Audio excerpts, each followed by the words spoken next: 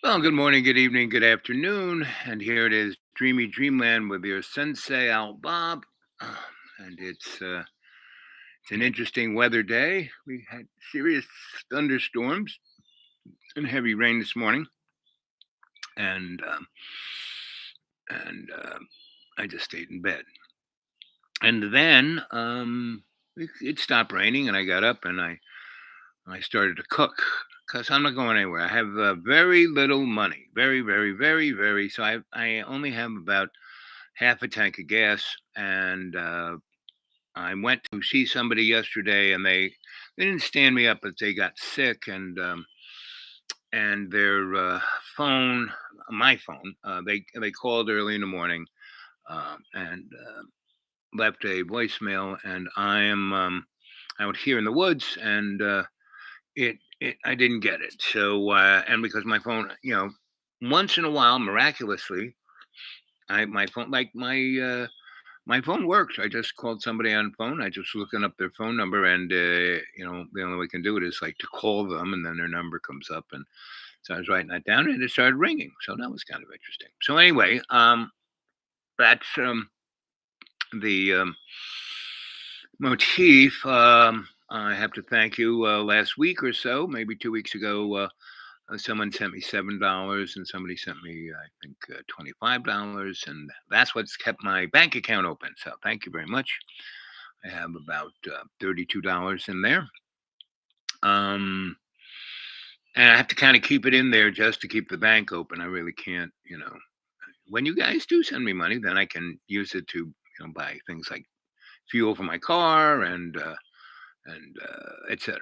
Um, I kind of walked over to my neighbor, and I got up on his porch, and I'm doing a show from that. So, half a mile walk was good for me.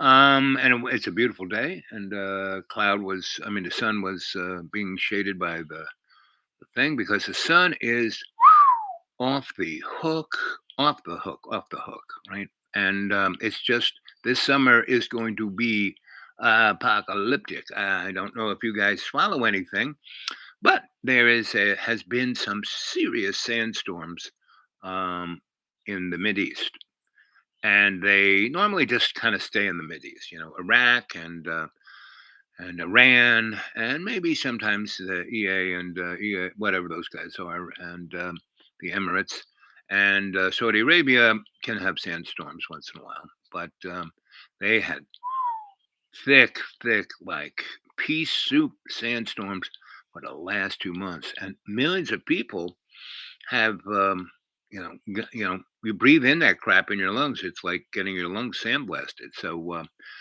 this shit is way worse than COVID, right? And it's now. It normally just kind of stays that way, but the weather patterns have kind of changed. The hurricane that came through before the hurricane season kind of moved an upper air movement of air, and it kind of snapped in. So now the stuff that comes usually in the winter time, the airflow, is coming um, across, the Atlantic Pacific, the Leeward Islands, and across into the Caribbean. And then, so right now, this sandstorm is in Cuba. And tomorrow or so, it's going to be in the Keys, or maybe sooner. But this sucker, I mean, it is the size of Africa. It's moving real slow. And there's a heat over in California and one up there in the Midwest near Chicago that's going to lock it in. And so the coast is going to everyone along the coast of Texas and this is going to affect everybody from the coast in 800 miles, right? So that's a good portion of the south and southeast and northeast and north too, um, of the United States. And there's another hurricane coming out of the Pacific on the other side. So is making a little dent in this cloud. So we're going to have this sandstorm hit the whole East Coast. All of the Gulf of Mexico and East Coast, and if you live in any of those, like I said, anything in the Gulf of Mexico, in 800 miles, all the way up to Maine in 800 miles, so all of Boston, New York, New Jersey, the coast of New Jersey, anybody who has asthma, I mean, this could theoretically be kill more people, in a shorter period of time than COVID did. It'd be interesting. And our medical system is like stressed beyond belief. So you have this little guy come in, yeah, baby, and it's going to push heat. In Arizona, New Mexico. New Mexico is the fires are still burning. It's gonna be like in the evening when it's cool. It's going to be 120. In that Four Corners states and California. All of pretty much California is going to be. Don't forget watering your lawn. Good luck if you're going to have electricity because this kind of heat can evaporate water out of all those gigantic water reservoirs in Colorado and California. Um, they could evaporate down to mud. And I forgot what the biggest man-made lake starts with an M, and California gets a good chunk of its electricity from it. Um, it is about 22 inches from falling below where the water goes in to drive the turbines. The water goes down in that whole lake, Lake Mead. But Lake Mead is humongous, so going down 22 inches, but it's going to be hotter than you. And so that kind of heat, everyone's going to be using electricity in Texas, California, Arizona, New Mexico, Wyoming, Colorado. All of those states are going to be using mega. I mean, they're going to push their grids to you can't believe, to the point of failure, I would say, right? So that whole thing crashes. Let's say, Vlad is getting a little upset, so he sends his little trolls to hacking away at the internet. And the internet that runs our electricity. You get your electric bill. The guy doesn't read the meter anymore. There's digital meter there.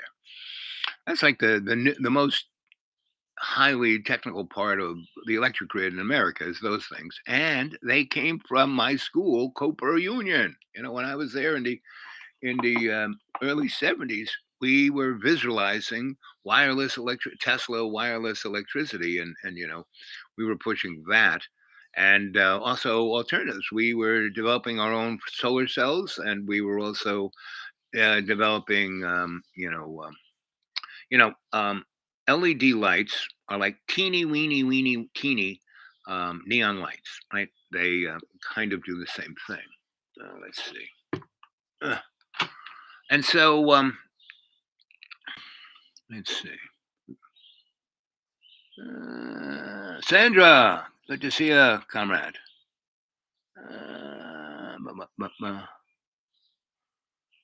Anyway, even with these things, I can't read it. I'm getting my eyes operated on later in the month. This message has been held for review. Who's reviewing what, Sandra? Anyway, let's show it. Oh, just nice little, flowers. What? Who would find that objectionable, Sandra? Anyway, so I just had this dream last night. What motivated me into doing research on this is, I kind of heard a little bit about it, but no one's really talking about it, at least not in the media, right? What's his name? The global planetary, what's his guy? He's always looking at it. And also Mr. What's his name in Colorado? You know, the grandson of the atomic bomb going Oppenheimer Ranch. Those two guys, they're like me. They look at stuff that no one else is looking at. So anyway, last night I had a dream, and I get no media whatsoever. I have to climb up here to this is this I don't have to drive to. I just walk a mile and get on my friend's porch and talk to you guys, which is very nice. My other neighbor, who's like a little higher, and there's an opening in the mountains. he's got my I could go online in my thing, but and it's pretty strong because he has every square of inch his house, um, you know, covered with, not couch, but his property, his like 2.5 acres, right? He wants to make sure no one's going to take his guns, and so he's got I don't know how many cameras out there, right? And he's got a big sign saying, "Hey, smile! You're on. You're being watched by cameras." I mean, you don't put up a sign saying that because then people will look where they are and stay out of their way. It's like, really? And then he says, "You want to know what it's like? You want to know if there's life after death, trespass on my property and I'll kill you and you'll find out." Well, that means he's got a lot of guns. So all the people, the meth heads around here, all they're looking for is guns and money. And I don't know why, but all his buddies are these guys, right? So they're like going by I see them go by, and everybody knows I have nothing. They want a book or two. Yeah, they could break in and take a book or two. You want a T-shirt I've been wearing for the last year and a half and haven't washed? Hey, I'll give it to you. There's nothing of what people think is value. What I hold of value is like, I want to make sure I have enough, toothpicks, or I mean, my neighbor called me. You have a toothpick? And I said, yeah, I got a toothpick. And so he came and I gave him a toothpick. And he said, "Wow, and he was looking around and and I had toothpicks, safety pins, condoms, things of that nature in a big jar. And I just kind of shook it out and said, "Here's a toothpick." He said, "You don't keep it in a box?" I said, "No, condom, that's going to go on your unit. The safety pins, as long as they're not rusting, they're fine. Made out of steel." And he was like, couldn't he said, I don't I said, "What do you want to use it for?" And he goes, "Well, my AR is jammed and there's this little screw that I can't open because there's something in the way and I can't quite get it out and I need something like this." I said, "And you're worrying about it being in a jar." And that's worry, right? And when I read palms, when I read people, I say the palm thing is just a hook, right? I'm like, when was it? Monday? I was again, I was in Boone. I went to my Boone doctor. I went to the kids in the bar, and they're very nice. They give me kind of a break. They don't have breakfast, but they make breakfast for themselves. If I get there before 10, when they're open, when they're cleaning the place, and they got a big kitchen, and so they make a breakfast for themselves before the big chef comes in. So if I'm there, potatoes, sausage, and eggs, and toast, right?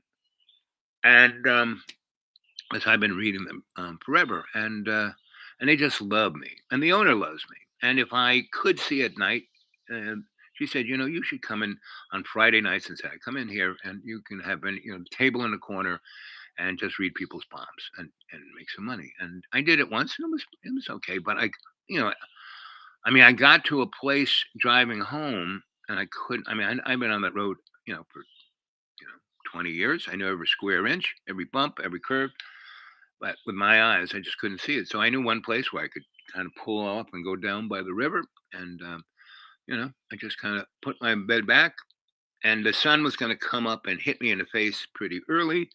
So I rolled the windows down, and a cool breeze from the river, the rushing river, the Novachucky, and and it was nice, right?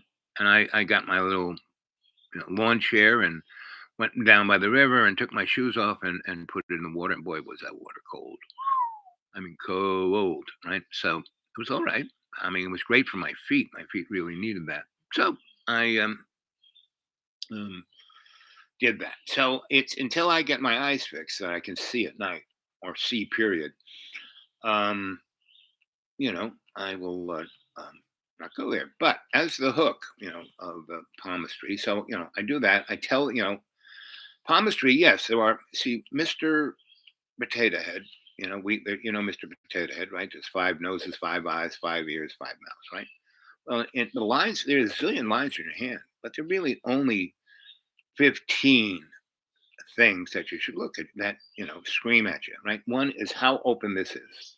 If someone's like this, they're a sociopath. Someone like this, they lie. Someone like this, um, they lie not all the time. Someone like this, they're close to the vest. They don't spill the beans, which is a good thing. See these two fingers? If they are not even, you're a little passive aggressive. If one is, and it's not been chopped off, but organically they were born that way. That your this one of these two fingers is lower by a notch, like a joint, than the other finger. Watch out for that person. They have temper that you cannot. I mean, they are a sociopath. They're ready to kill you. So what else? Let's see. This here, if it's really, lots of lines, really knobby and very long, you're really smart, right?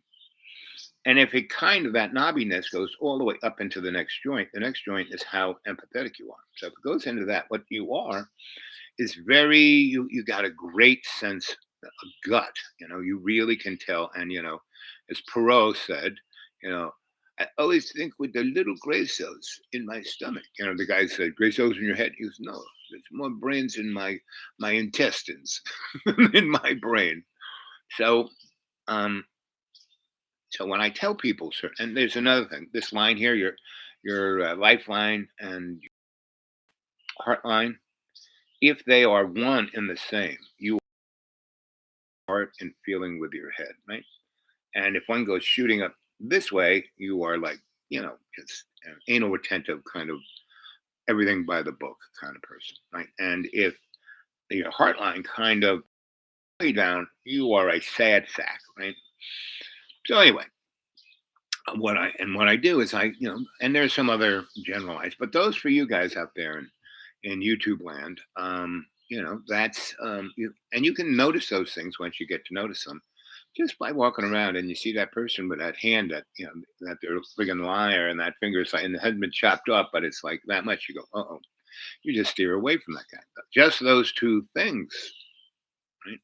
So, but I tell people those about 18 different things, and they have different parameters. And I tell them that. And what I'm really looking at is their body language, how they hold their shoulders, which way their eyes are looking. Um, there are a whole bunch of body language things. And as I tell them something and they respond to it, not by telling me something, but sometimes they do, but just by their body language, which they can't hide, they can't stop, they can't not do, right? And they don't even know what it is. So I look at that, and that's when I deep dive into doing what they really are. What happened to them in their childhood, what things are going on around them, right? So the other thing, so if there are a lot of, somebody's chewing their fingernails down here, but if there are a lot of white dots, that makes you worry too much because it's a chemical thing.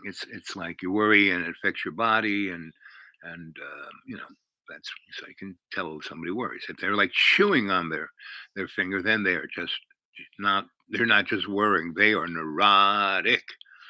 I mean, sociopathic neurotic. You see some people and like they have no cuticles left. They've chewed everything. That it's like a mess, right? The other thing about your fingernail, right here where the moon is, if that person has a big moon, that means they get right to work. When I would hire people, the first thing I would look at is their moons were like right there. That means they were like conscious intent, continuity aware, ready to work, not wanting to smoke a cigarette or go get themselves a cup of coffee or. So those are just the short hands. I'm telling you just right here on the show. Hey, look, you got that. And if you just were looked at and people would change your friggin' life, right? And so, good morning, good evening, good afternoon, and welcome to Dreamy Dreamland with Sensei Al Bob. And let's start off with a little meditation, right? Because you think things are weird now? Like I said, I wouldn't be surprised if the aliens land on the front lawn of the UN by the 4th of July. And the 4th of July is just a few days away.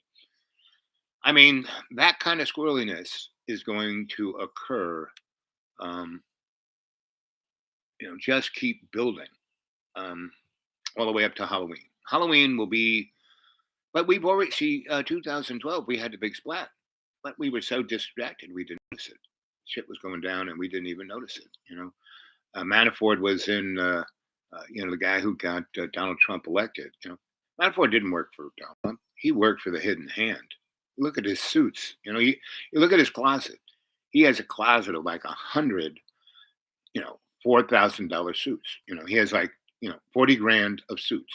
You know, anybody has that, he's playing on another field. So me, I'm most of my clothes I got out of somebody's garbage. They threw it away. I cleaned off the onion things and started wearing it. And so let's have a little meditation, right? And so we're gonna the two mantras we're gonna use, and you can use them, and you should use them for the rest of your friggin' life from this moment on. Conscious awareness, I am. Conscious awareness, I am. Conscious awareness, I am.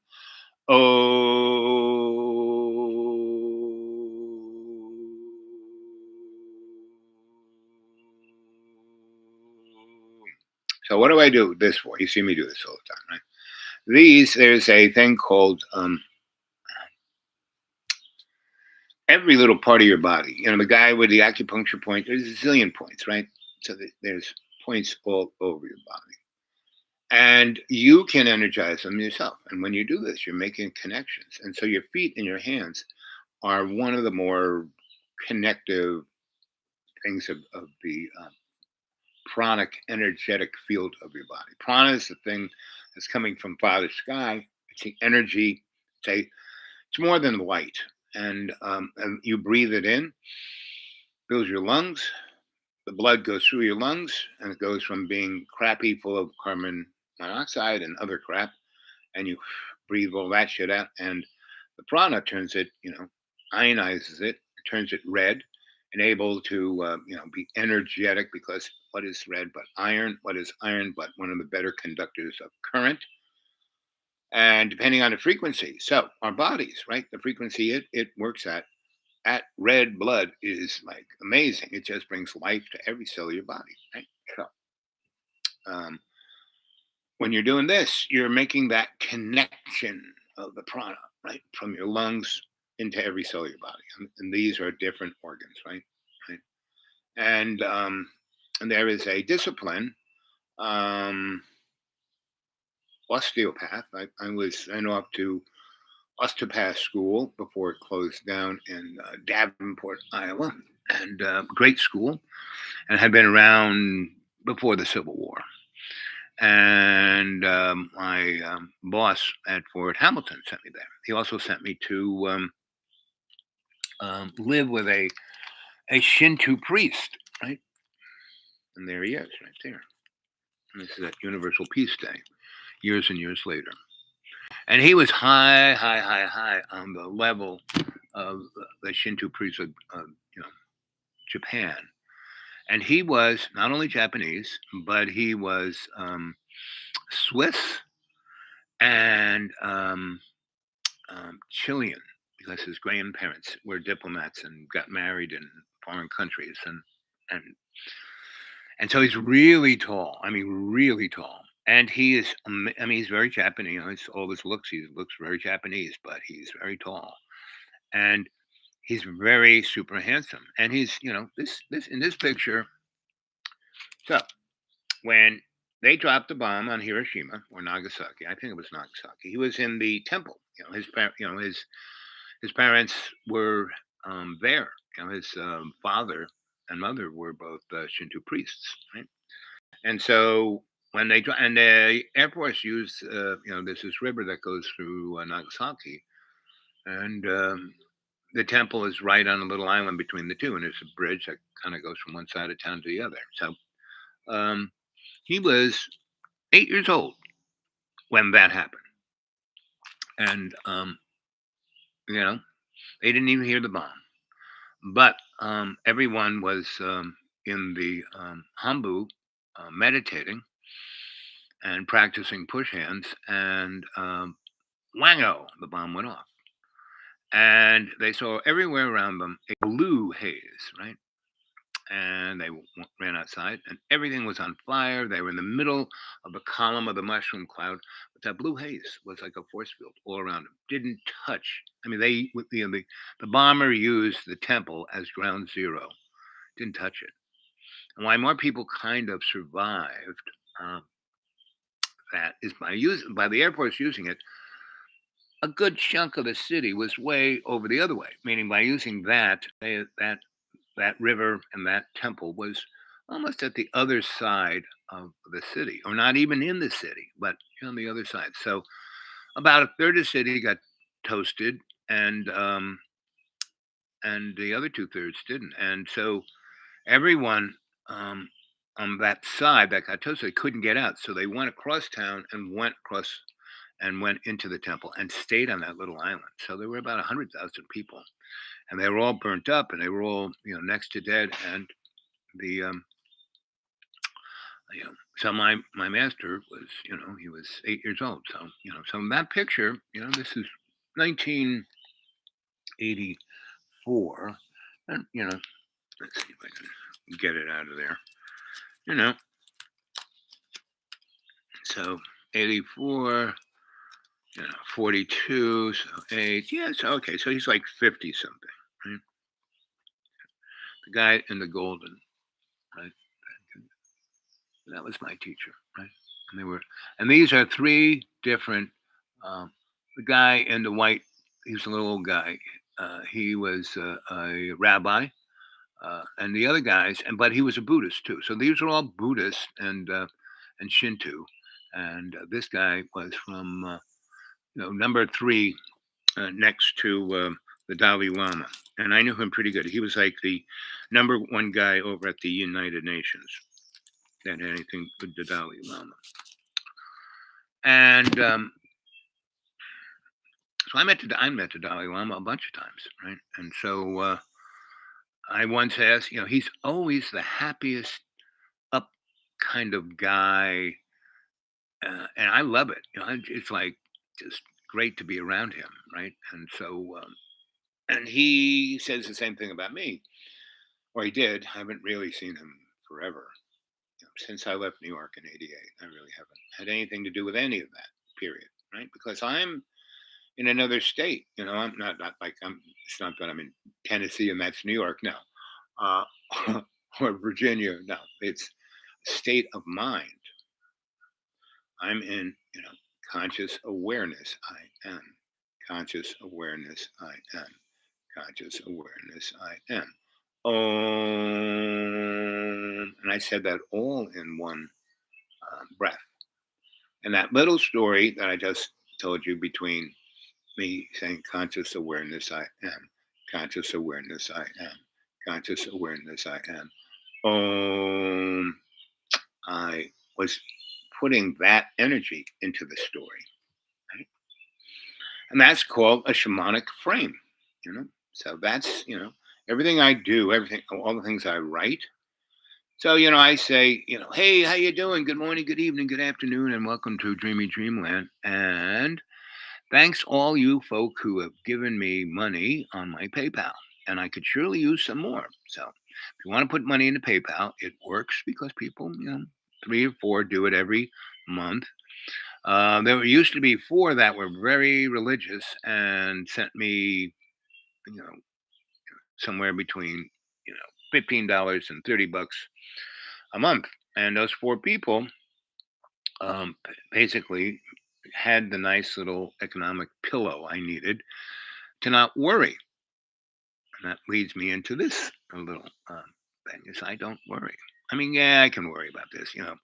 When a guy tried to kill me a couple months ago, it was a little, and he said, "You'll never know when it happens," So it was a lot of, and everyone said, "Oh, you got to call the police and get an order of protection." Well, the guy's like off the hook. If I did that, then that would be the real reason why he would want to kill me. So I didn't do it, which I'm sure surprised him. you know, and I just didn't really make a big deal out of it, right? I did, make a video of it when he was doing it for evidence. I'm not a dummy. I worked for lawyers for 20 years, and I, gave a copy to lots of different people of authority. Should we go get him now? I said, no, no, no. If I end up dead, this is like a good place to start, right? So that's all I had to do, and then I stopped worrying, right? And so, my master once said that, not to me, but there were a lot of people who, we would meditate all the time. We do all this stuff, and a lot of people came to this school. The first, I mean, this lady in Vermont who was, she got into Shinto Buddhism and met, she went to a conference of, international religions, and she met my master, and and so she went back to his ashram, his hambu, and she studied with him. And then when she got old, she went back to Vermont and she turned her near Putney, and this is when Putney in the 70s, 60s, and 70s was, people were going back to the country. So a lot of people from youngsters were coming from the city, especially after, after you know Woodstock, right, and all of that. And really, that whole movement, the counterculture movement, really only lasted um, within the construct of that maybe 3 years. I mean, there were other countercultures. There was the anarchists that, from the 1880s till today. But those guys, the real anarchists, the guys who lived with, studied under, hung out with in New York, were old guys who served in the Spanish American War, First World War, Second World War, and saw, who had really great honorable hearts and wanted to serve. And they all served. Like my friend, my teacher, Adam Purple. He wanted to serve in World War II in the worst of ways, and he finished really smart. Finished high school like when he was 17, so he'd go in the army. They wouldn't let him. He was kind of short. So the only people who would take him was the Merchant Marine, and so he went in there and became a captain. Like within a year or two, right? He went to Merchant Marine School, and and that was Lend Lease. So tons of boats were going to England. We hadn't joined the war yet, but we were getting there, and so we were upping our military industrial thing. That's getting everyone back to work. It's the only way we got out of the Great Depression was World War II, and we manifested. We started it. We caused it, right? By how we got, after World War One, what we did to Japan. We kind of went in, and after the Civil War, we went into Japan and just waved the industrial. Hey, look at this! Don't you want to do this? And we can make all this stuff and make money. And that's what we did to China with Mao. With Nixon, did the same thing. That's why they're this gigantic economy that's about to crash. None of these kind of things are built on anything substantial, right? So, I went off. When the Vietnam War was going on, I went to high school. I graduated high school in '69. I went to, my headmaster hated me, so he did everything he could so I wouldn't get into a college. And I had been working in the theater, and this lady, Marion Tulin, who was on the board of Lincoln Center, didn't quite run Juilliard yet, but she was running Hofstra Theater Department. And she just, one day said, "Okay, you're in school." I said, "What?" He goes, said, "Where are you going to college?" I said, "I don't know. Tried to go in, went, applied." She goes, "No, that jerk of a headmaster, he wants you to be dead. He hate what happened. Why he hated me and a few others is that this school, the Winchington School for Boys, that was started by, or at least this moron, Mr. Marr, who had been a teacher, who had been a loser at Deerfield, wanted to have his own, prep school. So in, the American economy is boom bust, boom bust, and there's like every 10 years there's a boom bust. Every 20 years there is a larger boom bust. Every 50 years there is like a depression, right? So one of those little boom busts happen, and when they do that, those boom busts there are there to, in business, if you have a business and it's doing really well and you want to change directions with that business, it's kind of hard to drag the manufacturing, your board of directors, your working force, all of that in another direction. But if it causes your business to collapse, well, then you have the opportunity to do whatever the heck you want. And that's kind of what's happening. And that's what's happening with the Ukraine and Russia and China and everything right now in the world scene, right? All these things are they're not. It's not just a war in Ukraine. Right? It's the supply chain. It's the COVID. Now it's going to and it's been we've had a severe drought in the West for 20 years, and it's just getting worse. Not just but I mean severely worse. I mean surreal. Like this summer, like I said, it's going to be you're going to in Arizona. You're going to think it's cool at night when it's 120 degrees. Like I'm saying, there's going to be millions of people just going to die from heat. So everybody and his brother's going to be turning on the air conditioner. And we have a 1960s electric grid that is so vulnerable to hacking, it's unfrigging believable, right?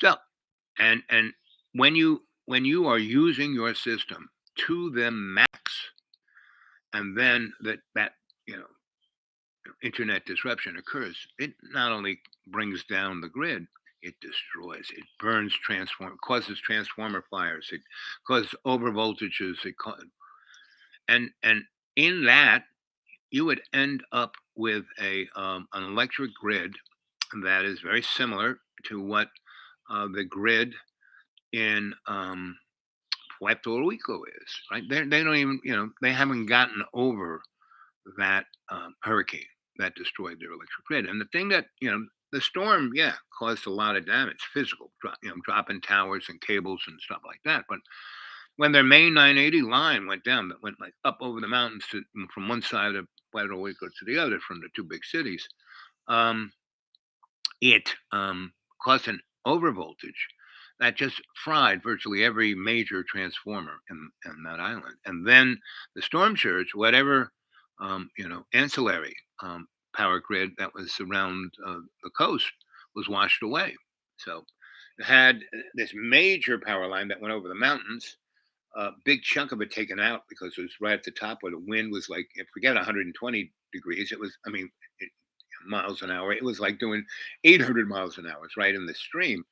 And on the edge of the circle where it's turning right there, whang, it took out about 60 miles of, big towers, big 980 line. And then Donnie gave him no cash to do it. And then the Congress gave him a little money, who went to one of Donnie's friends who was, oh, we'll do it. And went in there and they just put the money in the pocket and never did it. They stuck it together with shoelaces. And that's about the shape of our electric grid in America because um, probably next to Woodrow Wilson, the worst president, most damaging president, was Bill Clinton because he decontrolled everything. He got rid of Glass Steagall, which caused 2008, and the same. We have not gotten over 2008. Yeah, the stock. The Fed made money, zero interest for from 2008 till now is 8 to 18. That's 10 years, and then another 4. So that's 14 years. The Fed gave corporations free money. And what do they do with that free money? They build new factories? No. They invest in their employees? No. They basically bought back their stock, and which caused the stock to go up from about in '08, the stock was you know 17,000, and then during the collapse of '08, it went down to like 3,000 for like that little period. Just like with Donnie's great you know Dooney Chump, um, his administration of the COVID in 19 and 20, stock market went down to two. Oil was like $3 a barrel.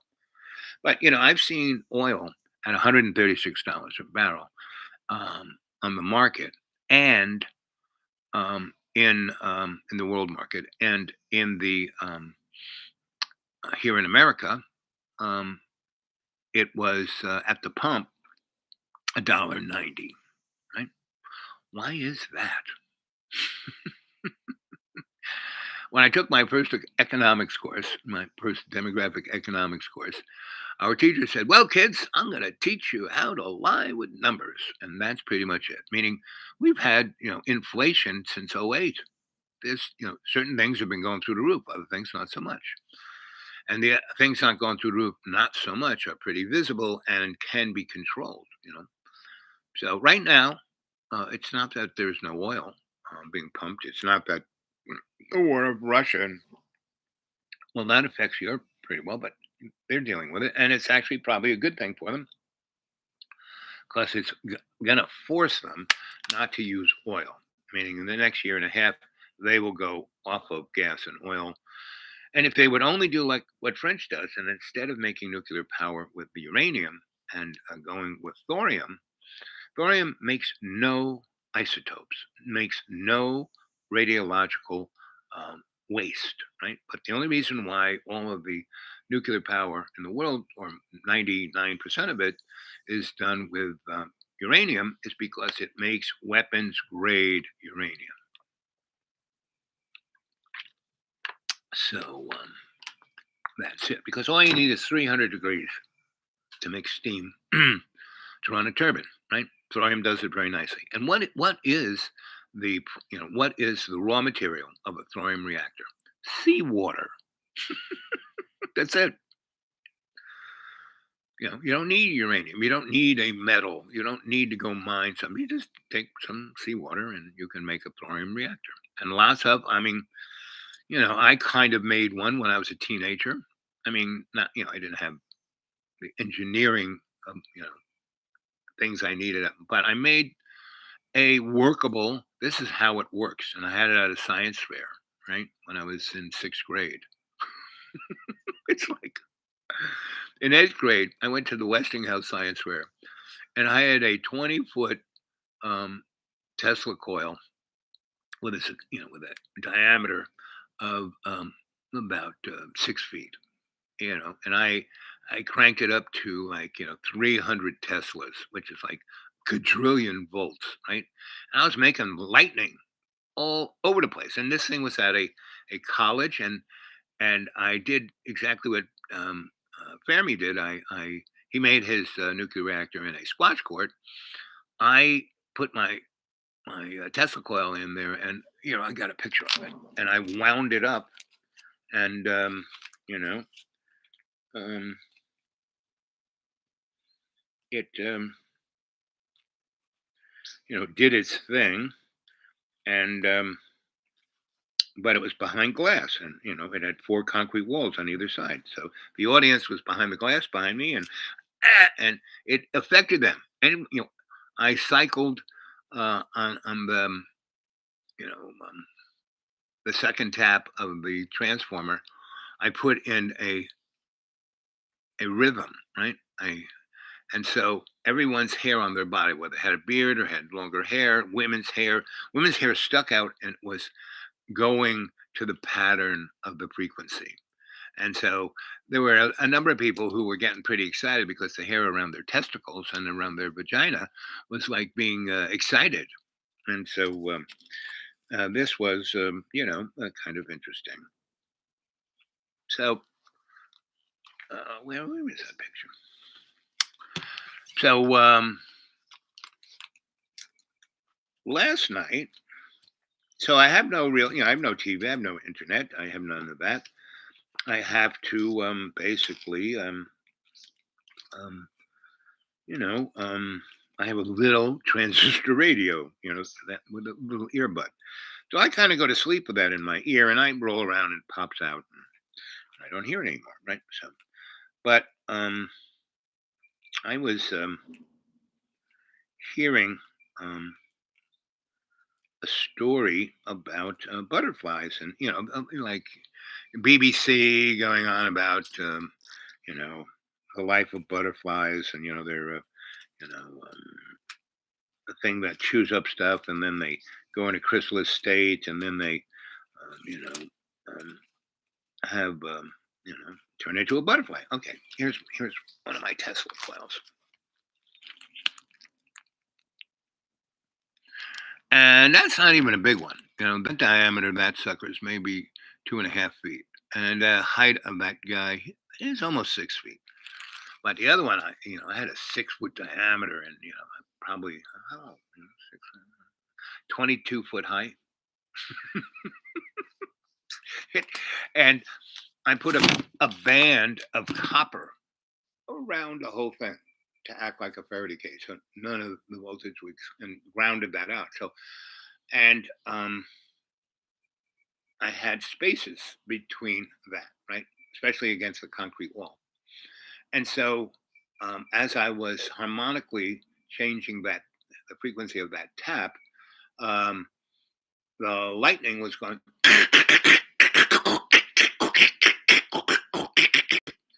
And there was a movie with oh, I forgot, but it's, it was about wizards and electricity, and the kid was genetically a wizard, but he didn't know it. He came from a Long Island town, and everyone made fun of him. He went to engineering school, and he was all about Tesla.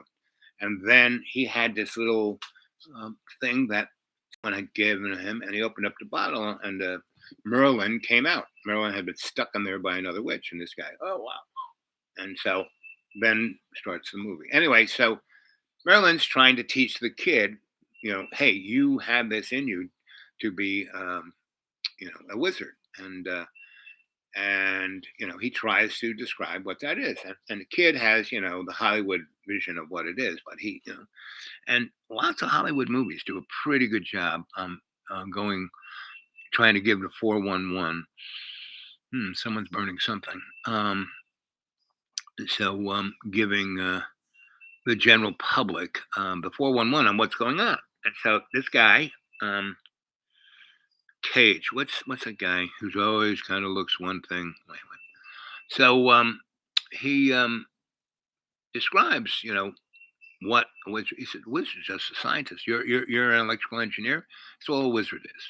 It's just a matter of time. What we call those things, right?" And he said, "It's the frame, right?" And he describes shamanism. And all shamanism isn't magic or religion or anything. It's a frame that you live your life or view your life, right? So I'm a shamanic, psychosocial, cultural, forensic, anthropologic, alchemical. No, let's see, forensic, no, anthropologic alchemist, right? So my frame, how I look at things, I look at people, their psychology, their psyche. What is that?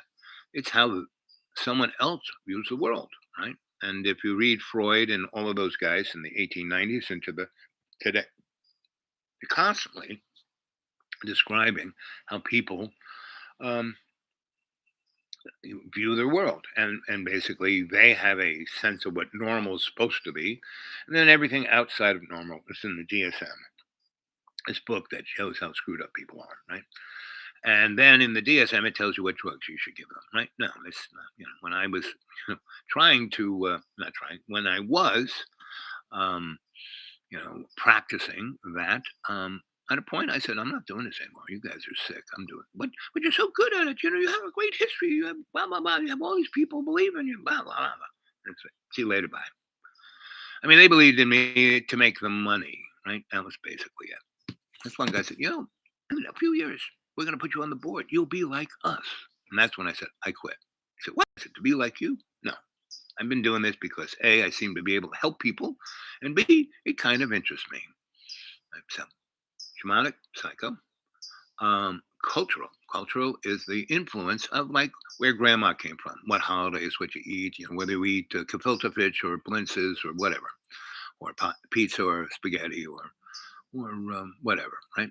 Moussaka or whatever, lamb or beef or whatever, right? That's cultural. So shamanic, psycho, social. Social comes before cultural, and social is what you have picked. Are you Republican, Democrat? Are you Baptist? Jewish, Catholic, and those things come from the influence of your culture, right? But the social is that, and what job you have, and whether you're LGBT or you're just straight dudette, and so that's shamanic, psychosocial, cultural, uh, cultural, forensic.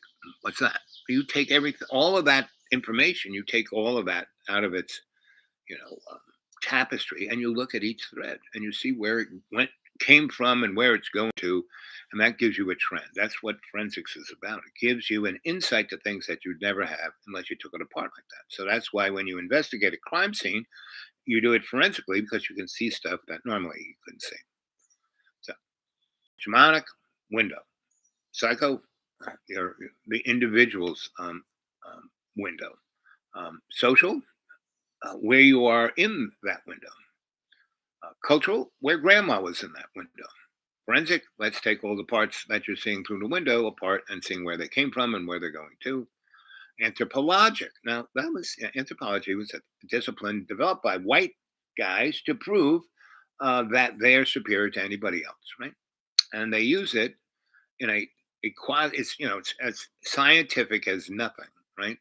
And they say this is scientific, and that shows that black people are inferior, Chinese people are inferior, women are inferior.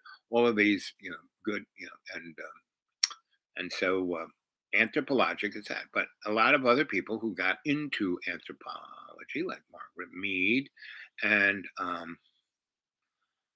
Nora, she was one of the queens. She was a black queen from Florida, from a place I had a little house in called Port St. Lucie, which is on the east side in the south, just above Stewart. I had a house in Stewart, had a house in Jensen Beach, and then I just kept buying these houses along because that was the one chunk of the East Coast that hadn't been totally bought up and turned into condos, right?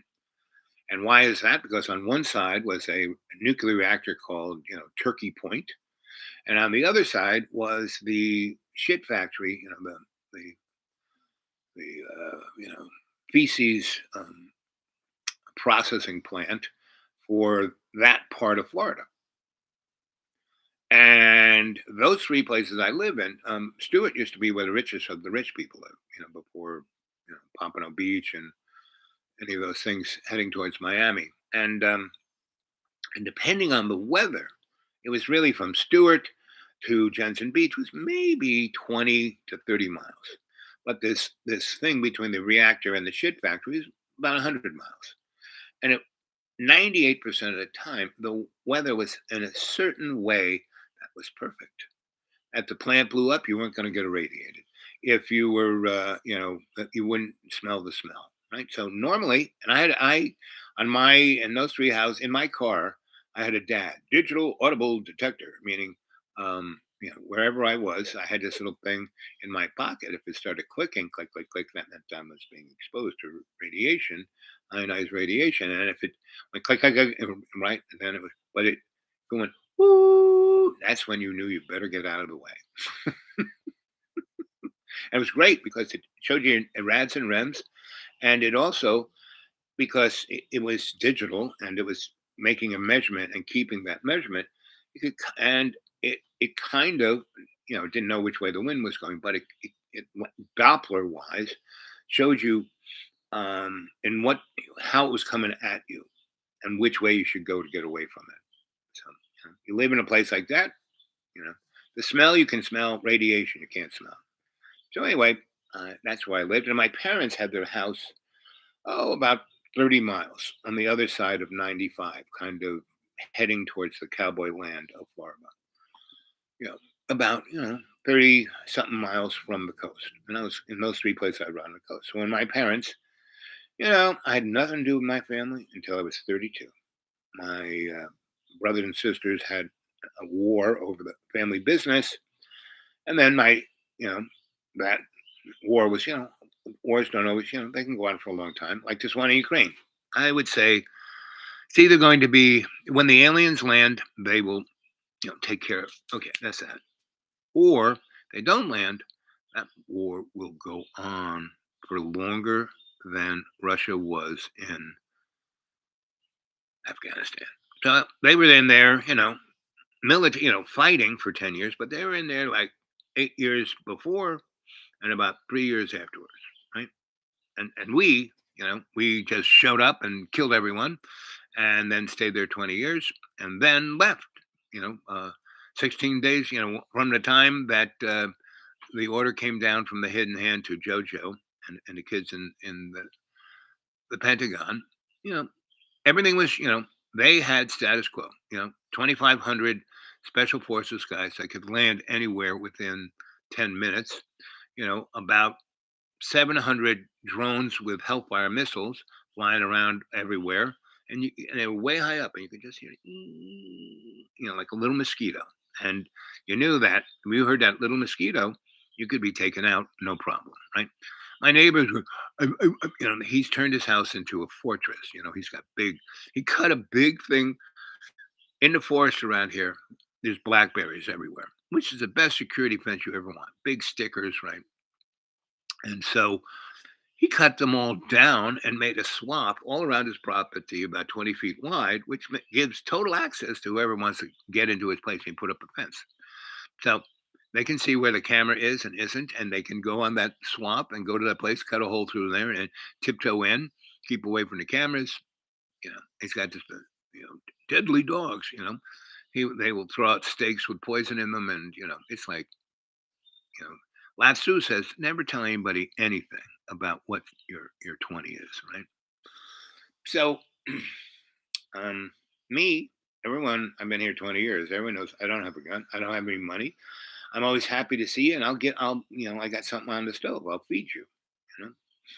So, you know, and half of the guys who are, the meth heads here, I knew as teenagers, and I tried to get them not to be meth heads like their parents were, right? So, but it was a straight up picture from the cities of the United States from the 60s. Things were fine for everyone, even though they had Jim Crow. With Jim Crow, the black folk were the seventh largest economy in the friggin' world. Because all black folk had to do business with black folk, and we had about 20 something million black folk in America, so they all had businesses. They were all striving, and it was the Vietnam War where hundreds of thousands of people came back. Because when you got blown up in Vietnam, you didn't die. They picked you up in a helicopter, zipped you to a hospital in Saigon. They stabilized you. They put you on a C-130, and you either flew to Germany or you flew to the Philippines. And they put an IV in your arm and put you on morphine, so you'd just be out because they'd have 120 guys in stretchers strapped into the C-130. They didn't want anything to do with them.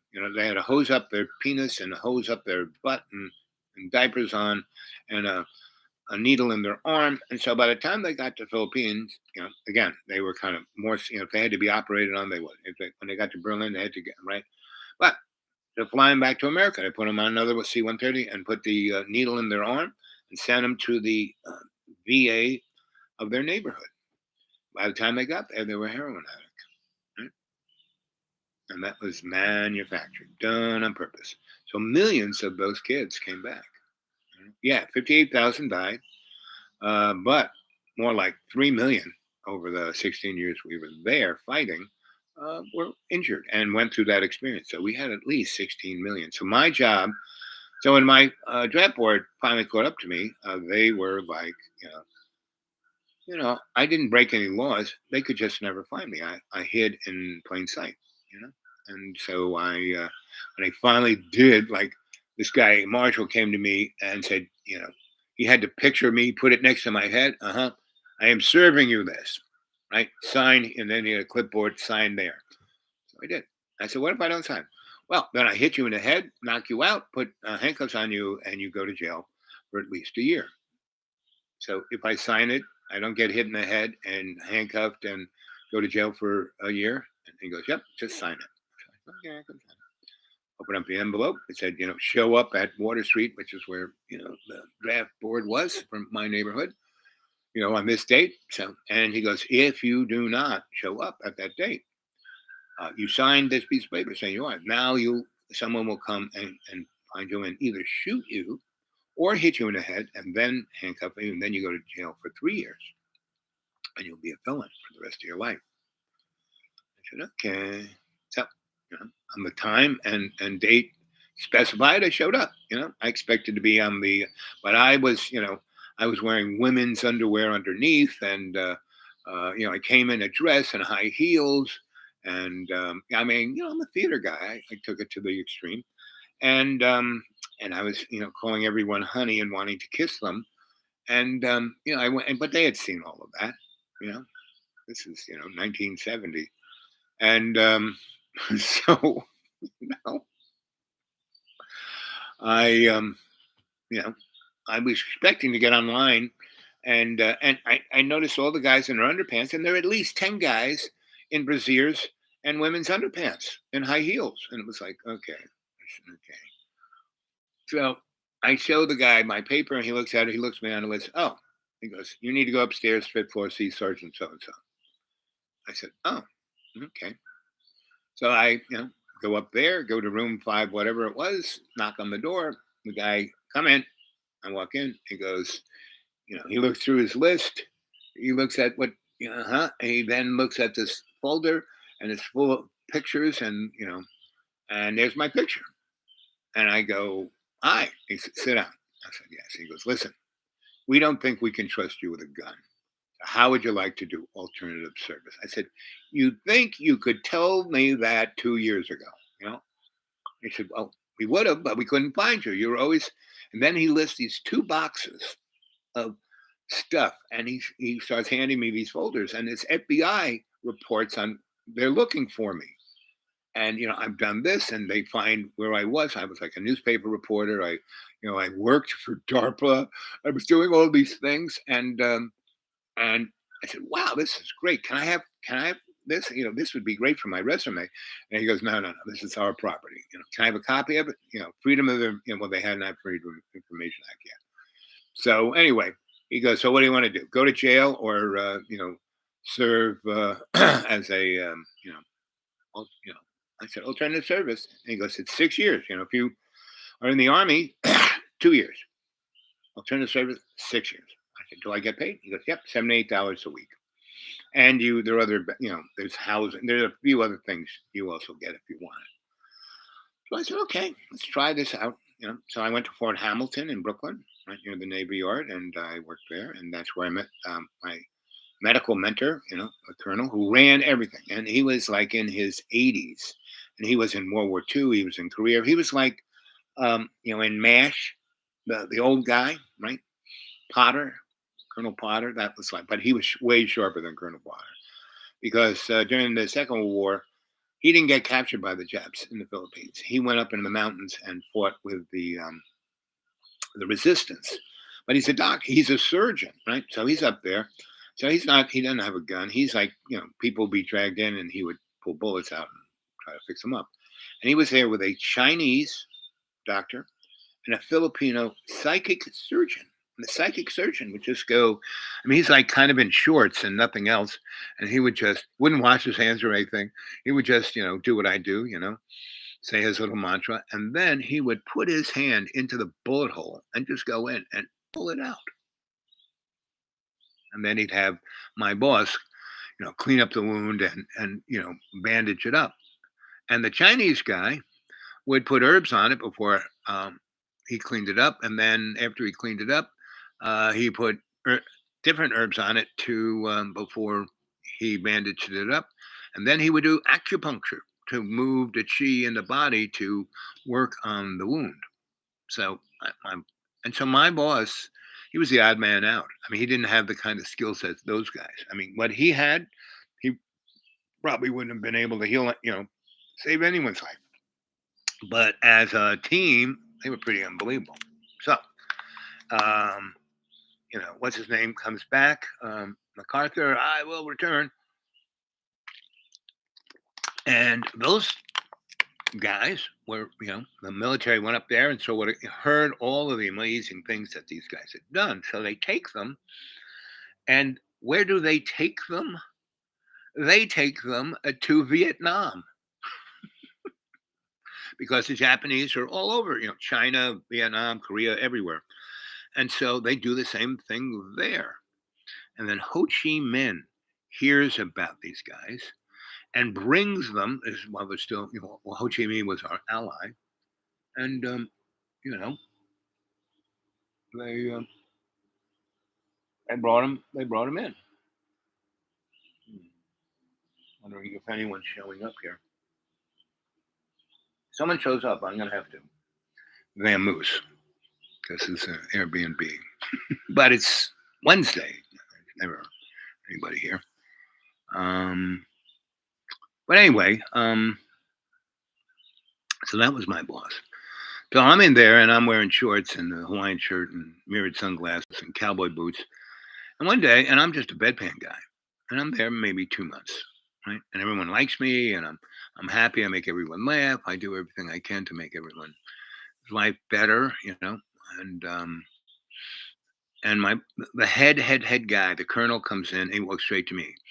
Hey, Al, we haven't met. I'm Doctor So and So, Colonel So and So. I run this place. I said, sir, I know who you are. I get your picture every time I come in the side door. Your picture's right there. And he kind of chuckles. He goes, I've been watching you. I said, you've been watching me? Am I doing anything wrong? He goes, no, you do everything right. I go, whoa.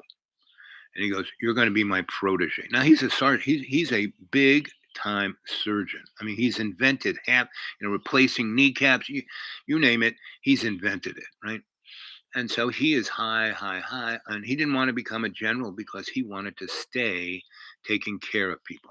Right? He didn't want to become just an administrator. And he could have retired, but he stayed because every time he's thinking of retiring, there's another war and a big flood of young people come in. So he goes, you're going to be my protege. I go, but sir, I am a freak. And he goes, that's what I'm looking for. He goes, you really don't go by anybody's protocol, except I see the protocol that you go by. You go by love. And and he's the first person who wasn't one of my, he then became one of my mentor teachers, but, first white guy in a uniform, coming from that world said, you represent, you serve love's co creation. Now, I had other, mentors and people talking about this my whole freaking life, not my parents. But my mentor, Cardinal Cushing, he was very into the esoteric. Right? He was the one guy said, and I said, one time I said when I was about 10, I said, Cardinal, why you, you're part of the theosophical side. He was the one who brought me the theosophical side, right? And with my grandma, because she was part of it too. And so they were a tag team. And so, and that's why he was my godfather. It was her connect that got him into my life. But anyway, I said, and he goes, listen, you were, when I sent you up to study with the Marinols, you learned Latin, you learned Greek, you learned Hebrew. What does what's the etymology of esoteric and occult? I said, hidden knowledge. He goes, that's it. It's, that is the Catholic Church, all that stuff. And he wanted to take me to Rome and get me down into the bowels of that library, but we never quite made it.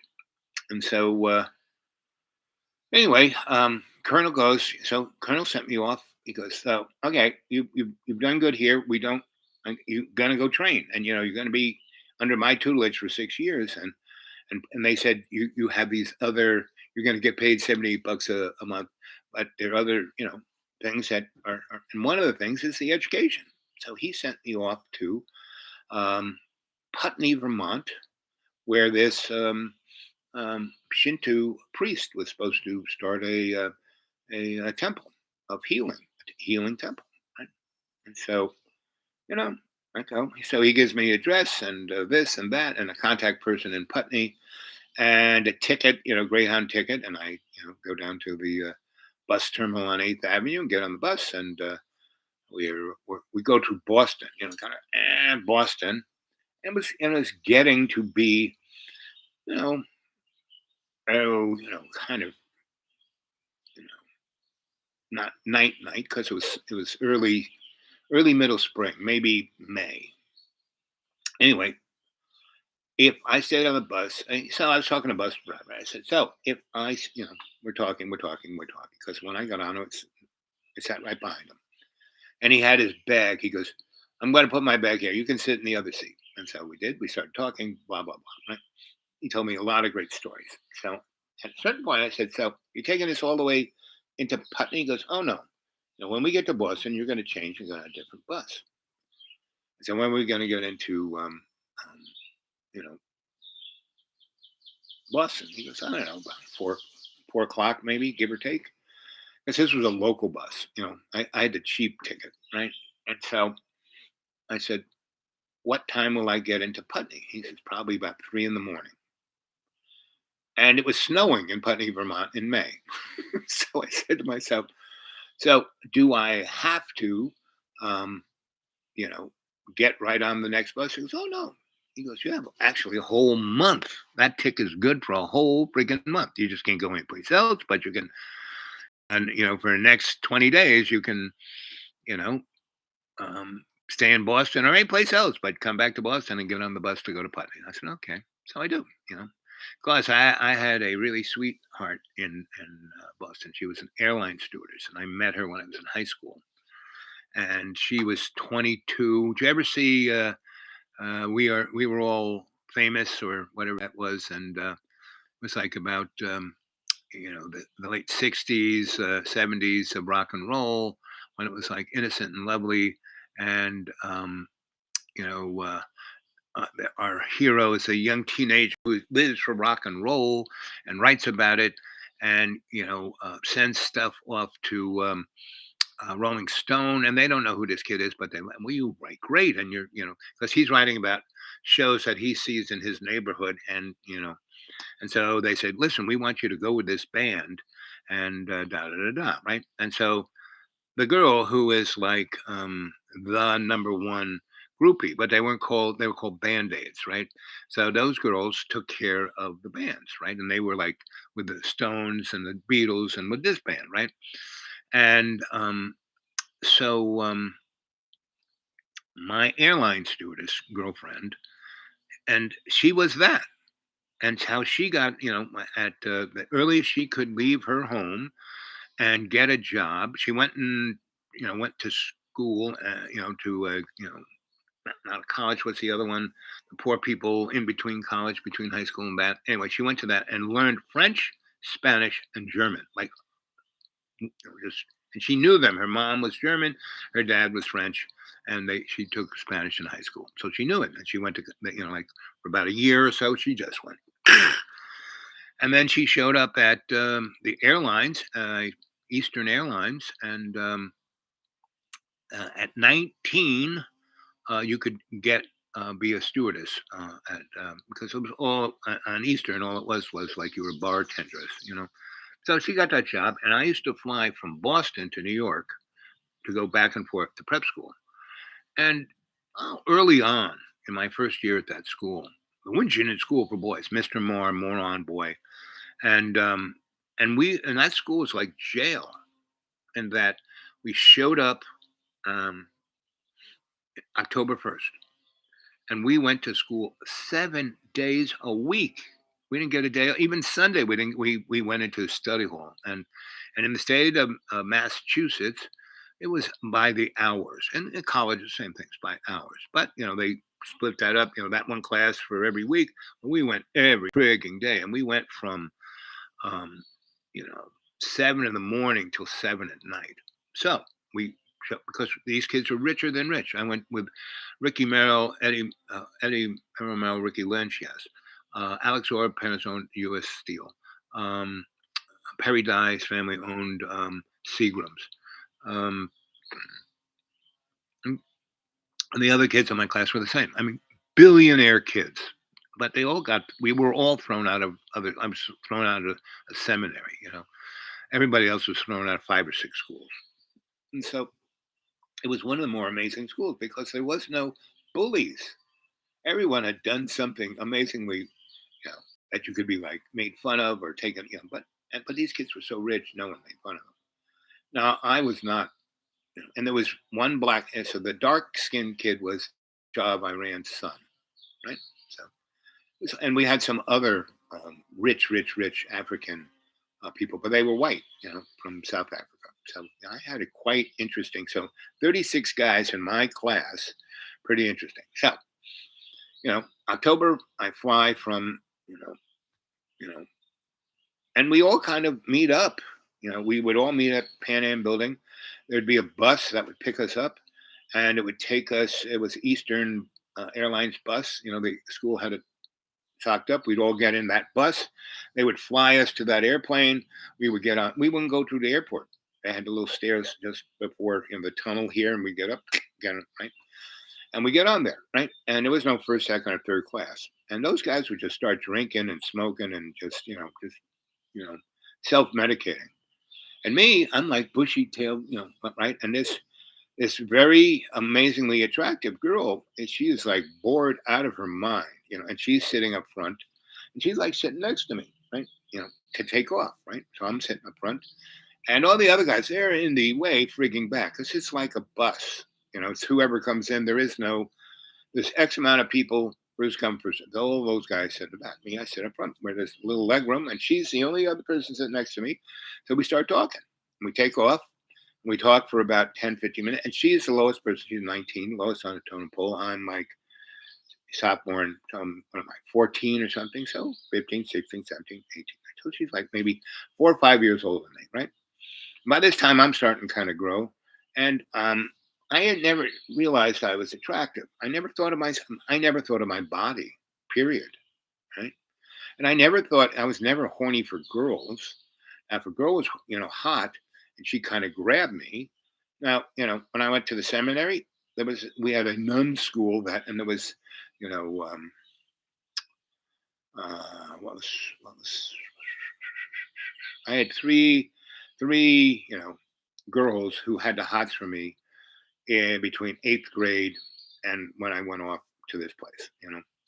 And one was the daughter of an Irish, um, doorman on the east side of New York, and he worked up the west side. They had an apartment on the east side.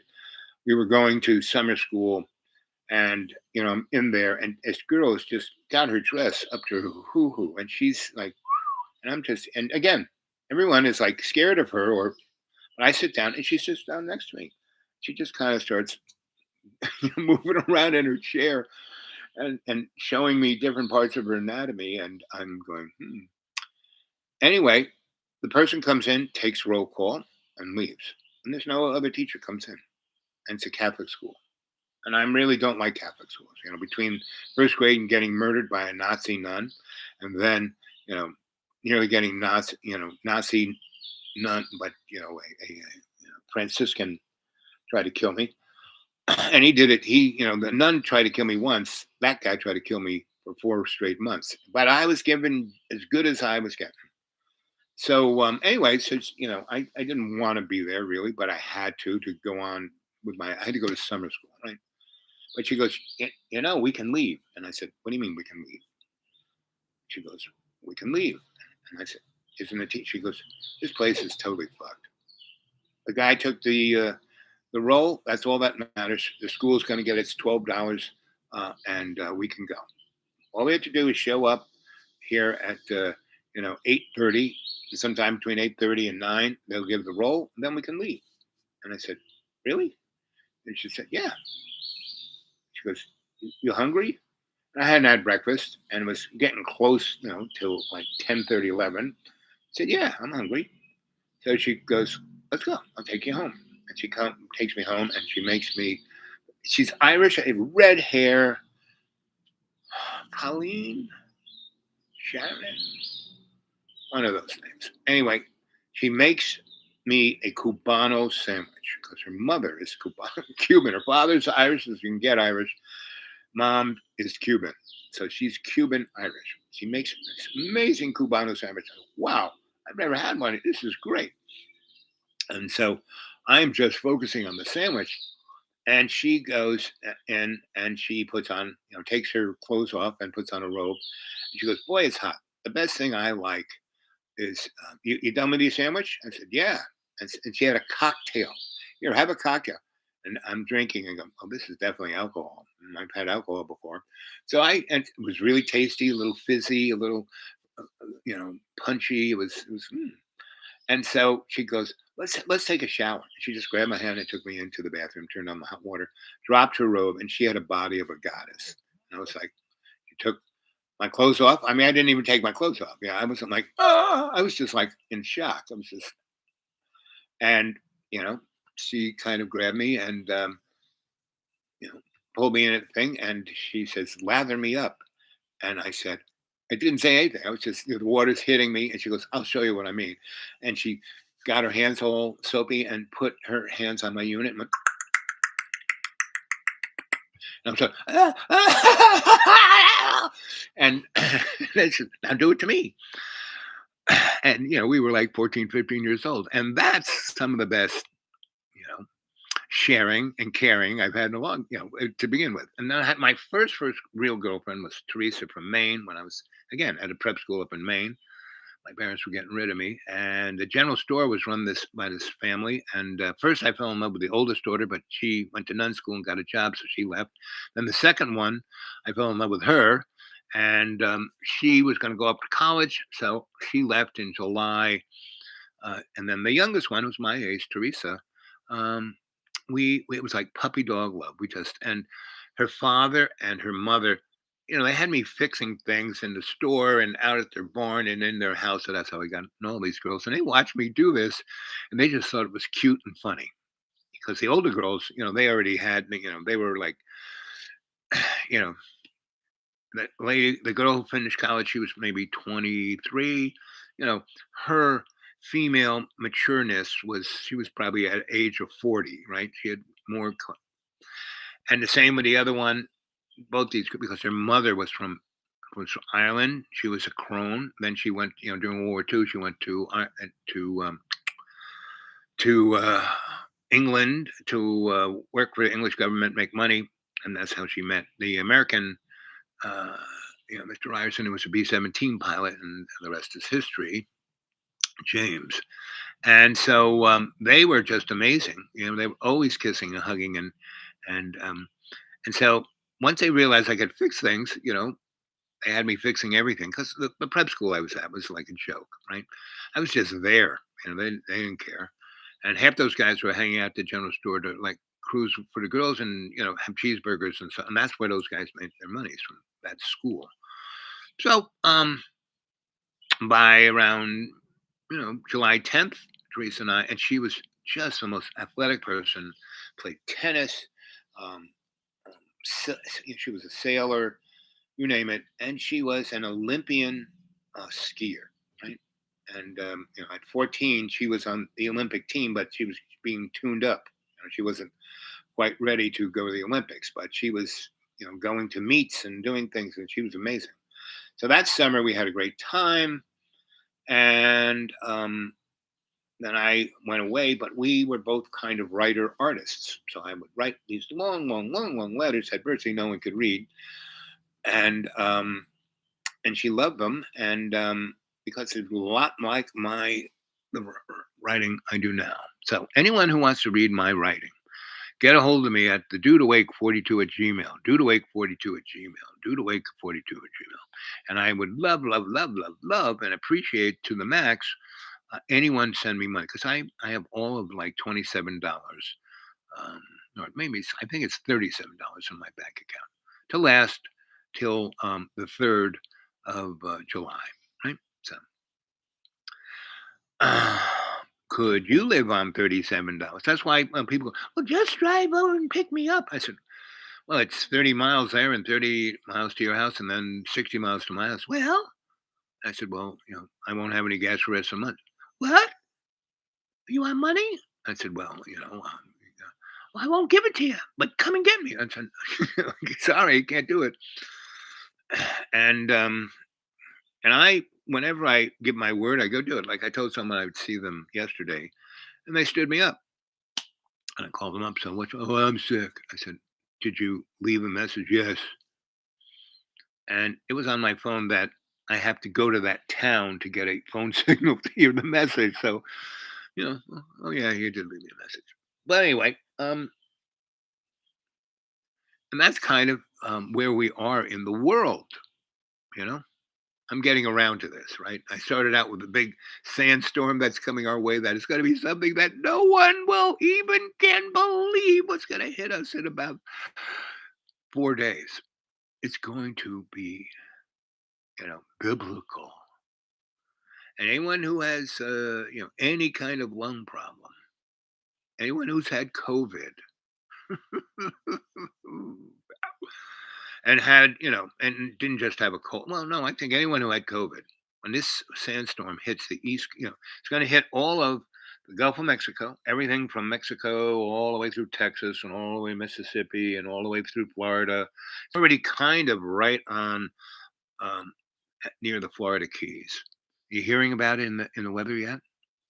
Mm. And then it's going to go up the coast. Uh, That is the paranormal. This whole neck of the woods is super duper super. There are doorways everywhere. Like a friend of mine, maybe 20 something miles away. I was at a party of hers the other night. Well, a week ago now, and the she's a super duper lawyer, right? And she's retired, and she's made a lot of money, and she's got this. My place out in the middle words, where I live, compared to where she lives, is like I'm in the suburbs. She's got 100 acres all around her. That's hers, and then around that, the national forest. There's only one little road that breaks off into other national forest roads. So, really, if you don't know how to get to her house, you'll never find her. Right? But I keep telling you, if you're worried about anybody, they're just gonna come and get you with a drone and a hellfire missile. It's just like the moron next to me. Well, I got all these guns. I said, man, these guys want to take you out. They'll either hit you with a death ray from space, or a drone because drones are all over our little upstairs. And so are the death rays. That's for sure. So that's what's kind of ameliorating our weather, for the worst. So you know, I've kind of bumped into so at this, you know, there's three girls that come into my life, and when I call her a girl, she goes, "Well, I'm I'm your age. I'm in my 70s. Don't call me a girl." And I said, "Okay. How about if I just call you a mud puppet? A gender specific mud puppet." She thought she's really smart. She thought, and that's why she likes me because I say things like that. Well, don't call me a girl. Yes, you can call me a gender specific mud puppet. So we're at her party, and there's this other woman who's in her 50s, who is, you could tell that this girl was, because she's still in her mid 50s and she's still, right? Um, and she is like Midas. Anything she does, she's Miss Business Girl. She has these little teeny businesses, hippie stores, and that's pretty good, right? But it takes her a while to get the clientele, but she's the most amazing salesperson I've ever seen. And then for some reason, like she had a store in this one little super duper cracker, you know, Bible Belt town, and you'd think these people would kill her. Listen to that. It's the highway 5 miles away, and that's a truck that normally doesn't go down. A big, 18 wheeler, and he's going down that hill. He doesn't know it's there, and he has not only hit the brakes, but he has put it in the lowest gear, so it's grind. It's like squeezing every horsepower out of the engine to slow the wheels down. That's what that is. And that's when I know the guy doesn't know what he's getting himself in, because that hill that's 5 miles away, 5 miles away, is only the fourth. Like he's heading from Boone. He's coming from Johnson City, and he's only gone 2 miles. He's got another 18. Now he's going up the other hill, and that's 6 miles away. And so he's shifting up. And so I live in this squirrely, sawtooth mountain range, about 200 square miles, squished between the Appalachian and Blue Ridge. And so up and down, up and down, up and down, up and down, up and down, and wee, wee, wee, wee, wee, wee, wee. Right? And in the 60s, it's a rainforest. So there's a lot of rain. And so they built a dam. There's another one of those trucks. Oh, no, no. That's a helicopter. That's a military. Oh, it's Apache. You're going someplace fast, and it's got a lot of things hanging off it. Boom. Oh, there's Mo. There's Mo. Hey, honey bun. Oh, how are you today? Well, it's miraculous. I'm here, You're miraculous. yes, that phone signal got through because this phone doesn't really work in the woods, but it's working for you. You're the Oh. you're the miracle girl. You're my miracle girl. Yeah. I was talking to Kay. We were going to have lunch yesterday, and then she was supposed to come visit me Sunday, and she goes, "Oh, I know exactly where you live." And of course, she didn't. So she Yeah, she she's gonna find you. right. And it's like so amazing. I live right in everyone's face, and no one can find me, and that's the magic of my little place. But anyway, That's okay. You don't yeah, want a bunch of people tracking you down, yeah, right? right, exactly. And I've had serious people try to find me, and they've gone to where I thought I was, and all they find is blueberry bushes, not blueberry, Okay, good. blackberry. Like this lady. This one lady who had my insurance, and this was old school, right? So she just liked smoking cigarettes and drinking cocktails that I would make for her. And she said, "Sure, I'll insure you," know.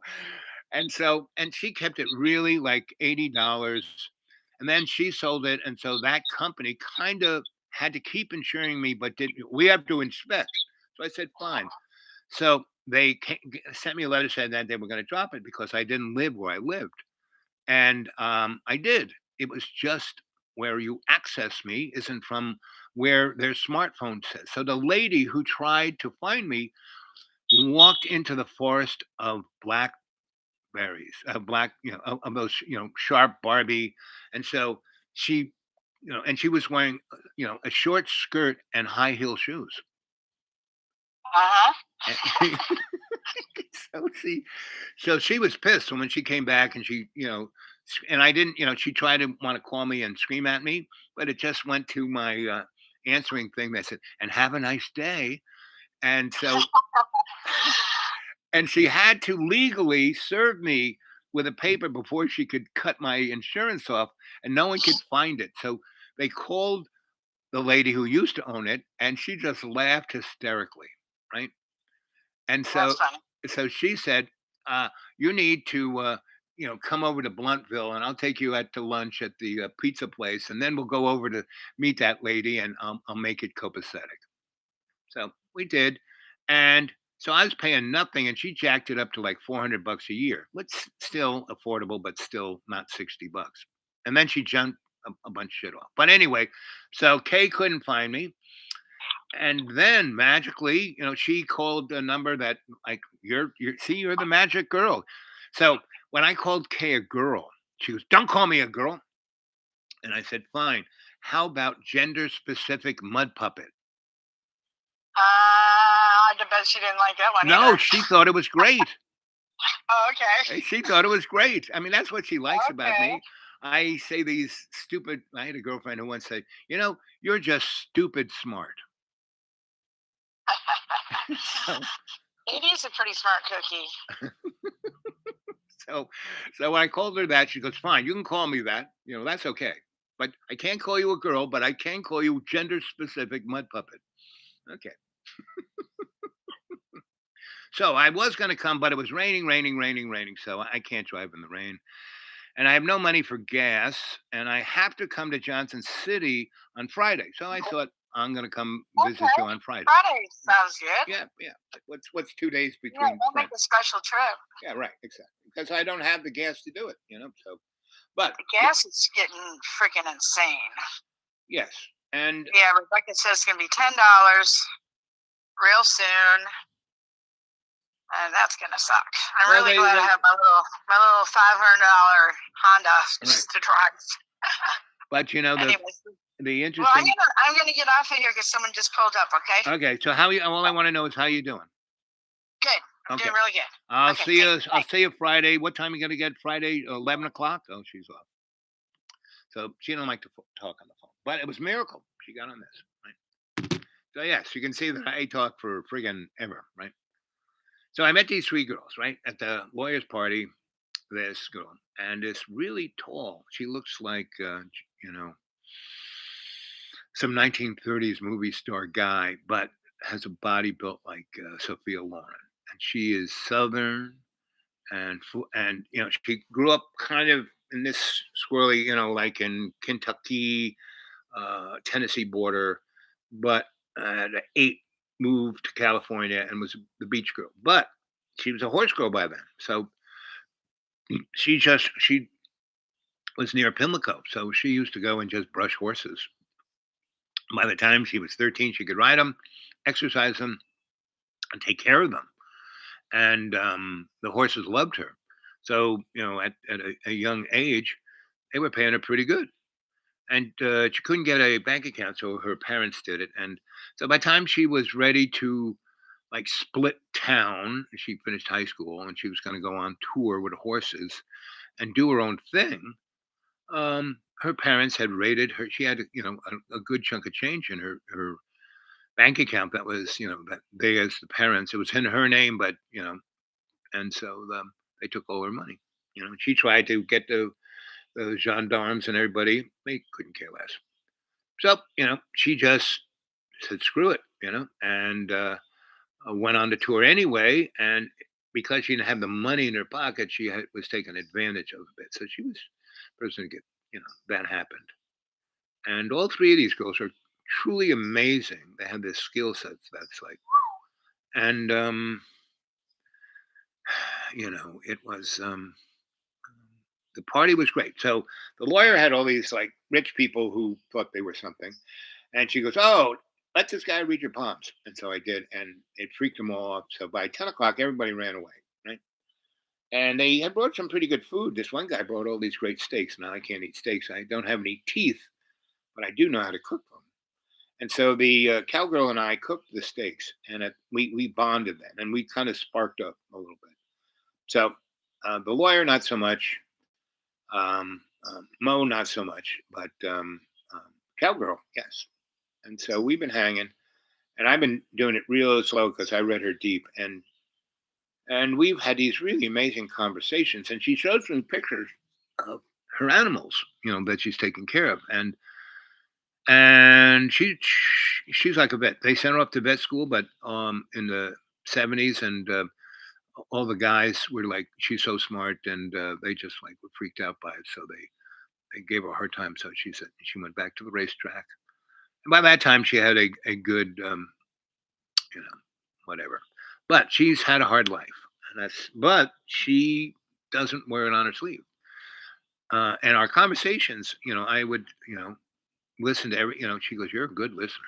I mean, I talk to you guys. All I do is talk, talk, talk, talk, talk, because I'm a griot. I'm here. Good morning, good evening, good afternoon, and welcome aboard to Dreamy Dreamland with Sensei Alba, me, your sensei, and I'm here, your griot, here to tell you a story to give you insight, so you can travel.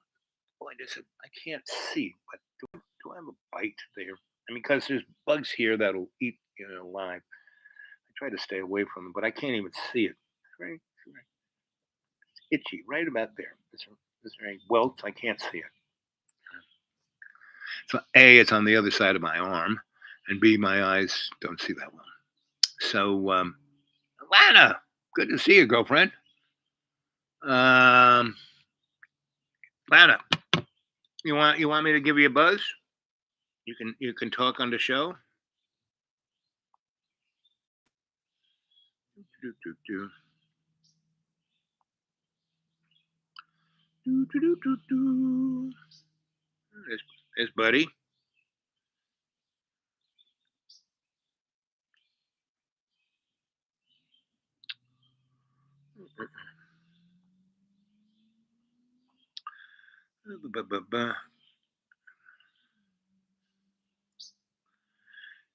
Uh, let's see what Come Unto Christ has to say here. Uh, Daily verse Psalms 42:7. Deep calleth unto deep at the noise of thy waterspout. All the waves and they billow are gone over me. You know, so here we are, bags of water, right? We're billowing. The waves are inside of us. The storm is inside of us. Right? So anyway, I would love it if someone could, send some to my PayPal, and they'll ask who do you want to send it to? The dude awake 42 at Gmail, dude awake 42 at Gmail, dude awake 42 at Gmail, and just um, put it in there, right? And it's been working. No one's complained. It's just not many people. But when I first started, people used to send me bottles of wine and care packages and all kinds of amazing things, and lots of big things into my PayPal. So, and boxes of cash and what can I say? Uh, and you know what? You want to talk to me in person? Get a hold of me at the dude awake 42 at Gmail, and we can converse on what is known. I know a lot of you young kids don't know, but there's a thing called email, right? And now the unipolar power structure called Alphabet has a thing called Google that has Gmail, right? So you can get a hold of me at that. The dude awake 42 at Gmail. Dude awake. The dude awake 42 at Gmail. Dude awake 42 at Gmail. That's another dude awake 42 at Gmail. Dude awake 42 at Gmail, right? So you want to say anything, right, that you don't want to put on the chat? There you go. You want to give me your phone number? Now I have I have WhatsApp, and I have what's the other one I have that Lana put me on? Viber, right? So Viber or WhatsApp, you can talk to me, right? And both of them are quite nice because you can send text and voicemail and live chat with video. It's all right. So you want to do any of that? Dudeawake42 at Gmail, Dudeawake42 at Gmail, and leave your information, and I'll get a hold of you, and we can start conversing. And on the Dudeawake42 at Gmail, you can send me photos even. So send me a photo of your hand from here to here, and kind of a close up, but I can zoom in, and the same thing from here to here on this side. I'll be reading your palm, and then we can talk. And as I tell you about your palm, I will energetically sense things. And that's what see. The interesting thing, so there's two of you here. There's three thumbs up. Back in the day, I'd have 80, 90. Back when I was on John's channel, I'd have a few thousand for a story, right? And of course, John, like he kind of, what's the word? You know, put me incarcerated me on his because those shows that are still there that are still getting hundreds of people, and people are chat he's cut out the comments because the comments was, where is this guy? I want to know where he is. Why isn't he here? And you suck, meaning John. You suck, John. John, you suck, right? Well, John doesn't suck. John Birmingham is a just a canary in a coal mine. He represents one of the astro um, psychodramas that the big splat. He is the big splat, right? I think he's getting so big. He's the big splat, and he keeps saying, "I'm going to kill myself. I'm going to kill myself." Well, he may, but we all are. The one thing, when I spent 20 years gaining weight, I went from 180 to almost 540 pounds. That was a form of suicide, and I did that. I died in a plate of spaghetti, right? And I had a heart attack before that, in between, and I didn't do anything. I just kept having that heat. I was having a good time. Well, poor John isn't even having a good time. Go watch his channel. It's it's sad, you know. And he's my bud, so I'm not giving up on him because he is so unbelievably talented. It's mind-boggling. But he is, as we all are, our own worst enemies. So um, do do do do do. Let's see what our boy is doing. Boop, boop, boop, boop, boop.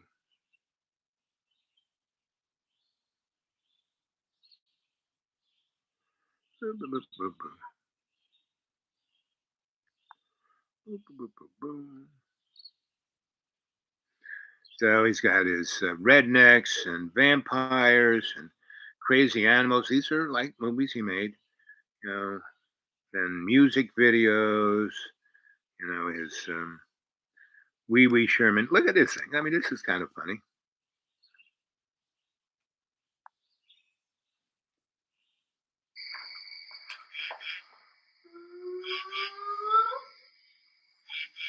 You're the best bike in the whole world. Make sure nobody sees me.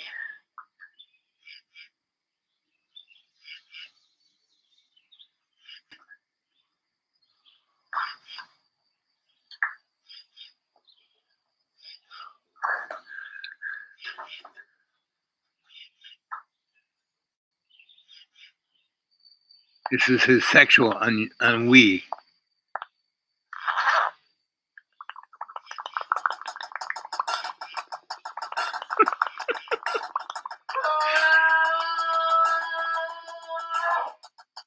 One, two, three.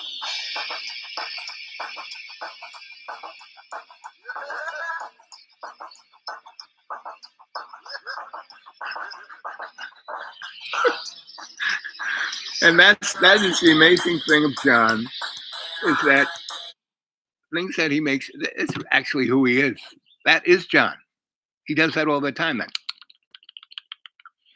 Not me. I don't even think about sex. It's not the first thing in my mind. Now I'm ready to go. It's some interesting. Why I had all these girlfriends is because I didn't go chase them. I just like the airline stewardess. I was just sitting next to her. We were talking, and when we got to Boston, she goes, "So, do you have to get on the bus to that school?" And I said, "Actually, no. I just wanted to get out of New York, and I just kind of had this ticket and could use it within a 10-day period, and I was just going to see what I could get into in Boston." And she goes, "You can get into me," and she took me home.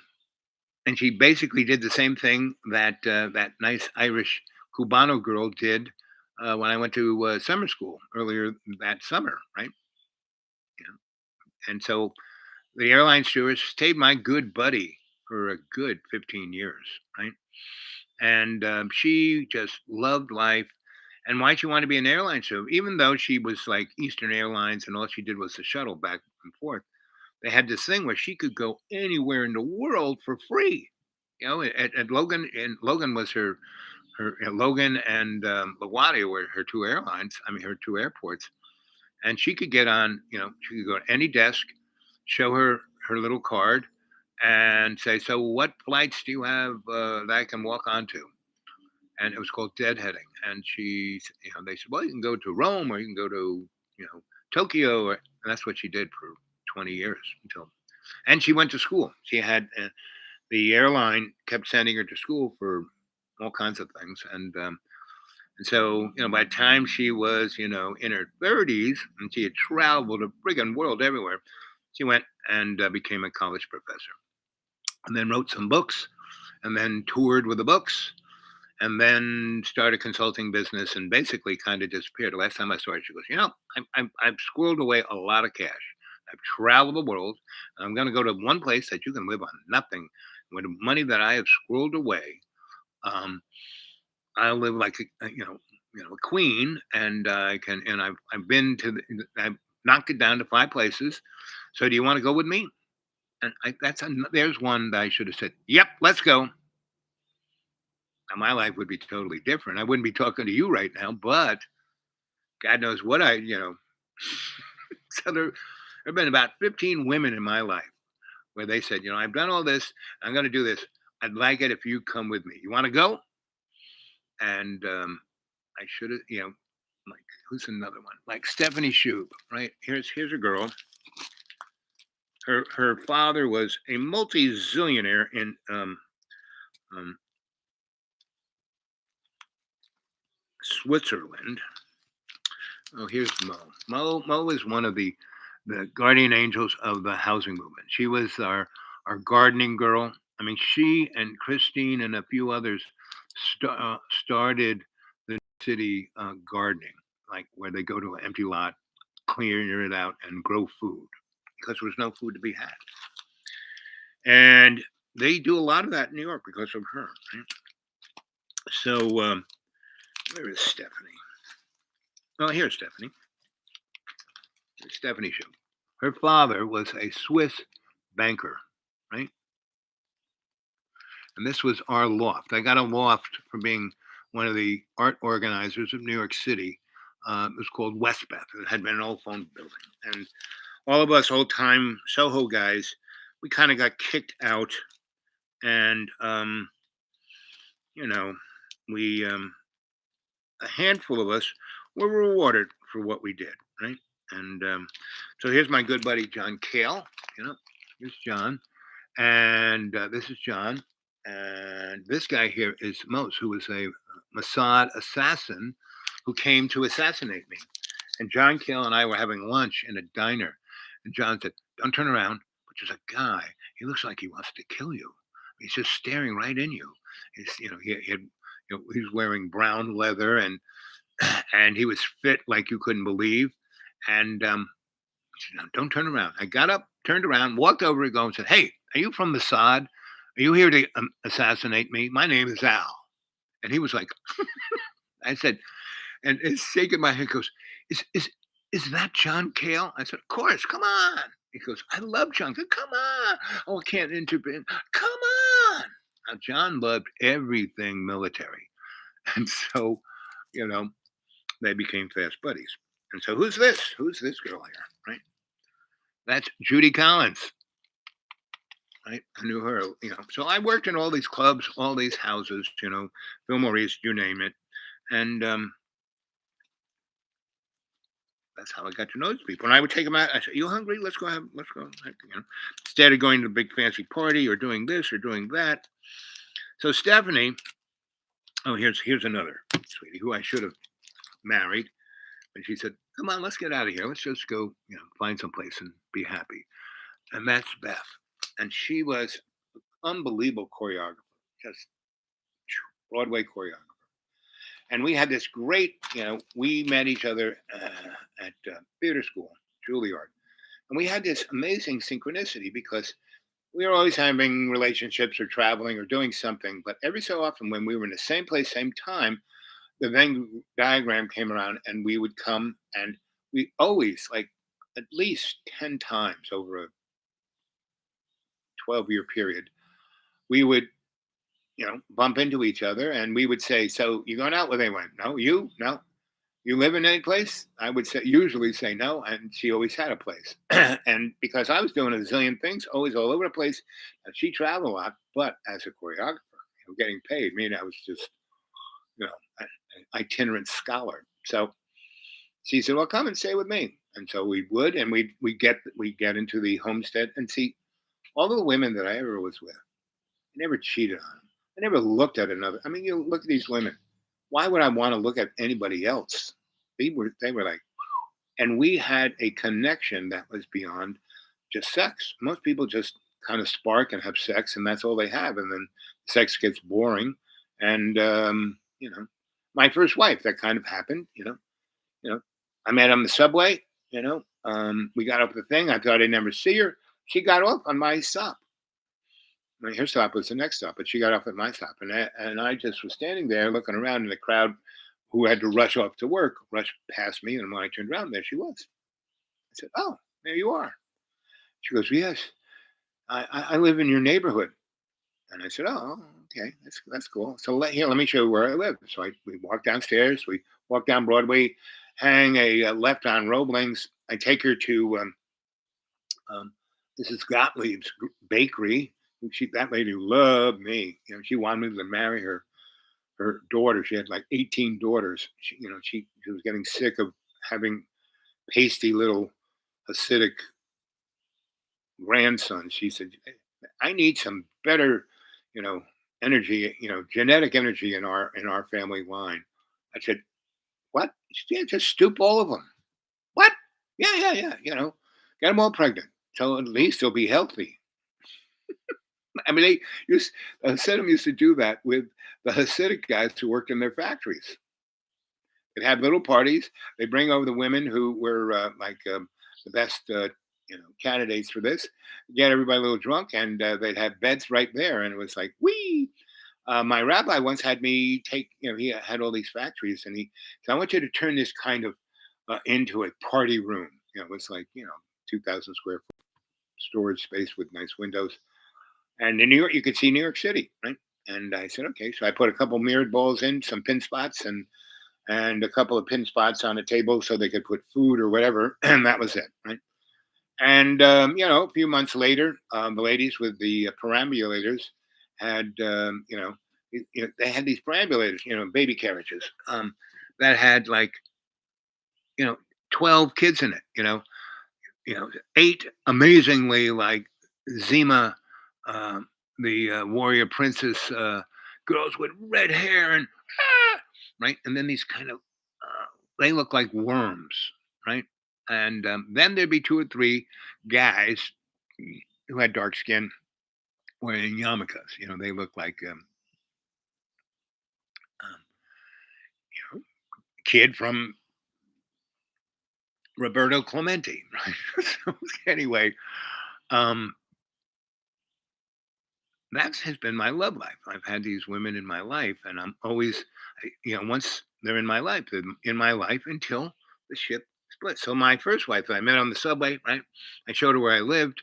She said, "Well, I'm going to go this way," and I went my way, and I said, "Well, you go down to 10th and you turn right, and you walk 2 blocks, and there's this big factory building.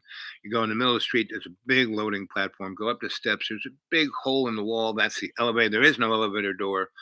There's a doorbell. You push the button. The elevator will either come down or come up, and a gigantic black man named Kirby will meet you and just say, 'Hey, I'm looking for Al,' and he'll take you right to me." So, I went back. We split.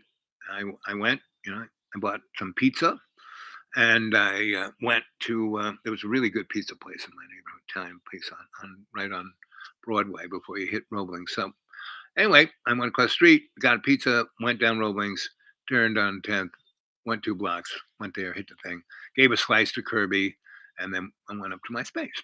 Right? I had this gigantic space. I mean, 17,000 square feet, windows all the way the frickin' around. And it was full of this stuff that in the 1940s, they made synthetic clothes for the first time. And they made these sweaters. And they just had these machines that just pumped out tubes, big tubes for your body and little tubes for your arms, and then they cut them and sew them together, right? Well, at some point, this didn't fly too well, so this 17,000 square foot was, you know, through the ceiling with piles of synthetic tubes and boxes of synthetic sweaters in plastic bags that no one wanted to buy, and so they didn't throw it away, and nobody wanted to rent it. Like from 1948 on, nobody rented it, and so my rabbi, my landlord, took me and said, "Here." We walked in, and it's gigantic space. And we went to the other end, and it was a fire door. We opened up, and it was a 3,000 square foot block, but it was really big, little square. But you had to walk through that, chaos to get into that. And it wasn't big enough to have a factory in, and it didn't have a lot. It didn't have water or a drain. Right? And so, but just on the other side of that brick wall, that was another building. I smashed a hole, and there was gas, and there was electricity, and there was water. So, and I smashed a hole in the wall and let the drain go out into this space that no one, down below all these buildings were around, and people just threw their garbage down there. So no one cared. No one. It was a toxic waste dump. And and other guys had pipes because they didn't have drains going down there. So it was just anyway. So she shows up, and Kirby, takes her up the elevator, takes her, through all this craziness, and then comes to the fire door. Boom, boom, boom, boom. It's about 40 minutes later, and I'm sitting at my desk, and and I'm looking at Manhattan, and I'm at my Smith Corolla writing stuff, and boom, boom, boom, boom. I get up my little platform, come down, go over, slide open the door, and there's Kirby with Don. And Donna, let's see if I can. Is there a good picture of Donna? And Donna was like, you know, this cute, there she was, the same little girl I saw on the subway, and she's looking up at me, and Kirby's smiling and going, "This little girl likes you, Al." And he hands me an ounce of pot because that was his side hustle. Was was that? So um, there's Donna Ann McAdams. There she is. She's wearing one of my Hawaiian shirts, and we were both around 26, 27, and and we had 8 amazing years. And the only reason we were together 8 years is because I see her, right, and so Kirby, turns around, goes away giggling. I got the thing of pot. He also gave me a thing of good rolling papers, so I roll up one. We start smoking a bone, and while I'm rolling up the thing, it's a big open space, right? Big, big, big, big open space, and there's one wall that I put up just so it wouldn't be just a gigantic open space, and it defined a hallway that had a staircase that went upstairs to a pyramid because the guy who built this building was Dutch and he was a mason, and this was the tallest building in America, like in the 16 whatevers, and he was the biggest. If you ever see, very interesting. If you ever see the movie Gangs of New York, it opens with this Dutch guy on top of a banister looking out over Brooklyn into Manhattan, and there's a pyramid behind him, and he's kind of screaming, and these other people looking at that. He used to be the king here. And I was just crazy, right? And that was the building that I lived in. Anyway, so you know, I'm rolling the joint, and she's looking around, and she goes, "Do you have a kitchen?" And everything in this place, I didn't go buy anything. The wall I built, there was stuff in that space that I built that wall with, right? And my kitchen, that had all these sewing machines, metal, um, um, you know, things that a butcher block table would be on, and the machine would be on that, and it had little holes in it for the rubber, belt to go down to the major belt that was going off to the steam engine, and I found 40, 50 of those, right? And they were butcher block, oak like that thick, and it just had holes in them, big deal. And what was truly amazing, where the sewing machine went in, it kind of it instead of standing on top, it was a hole for the sewing machine to go in there to like hold it, right?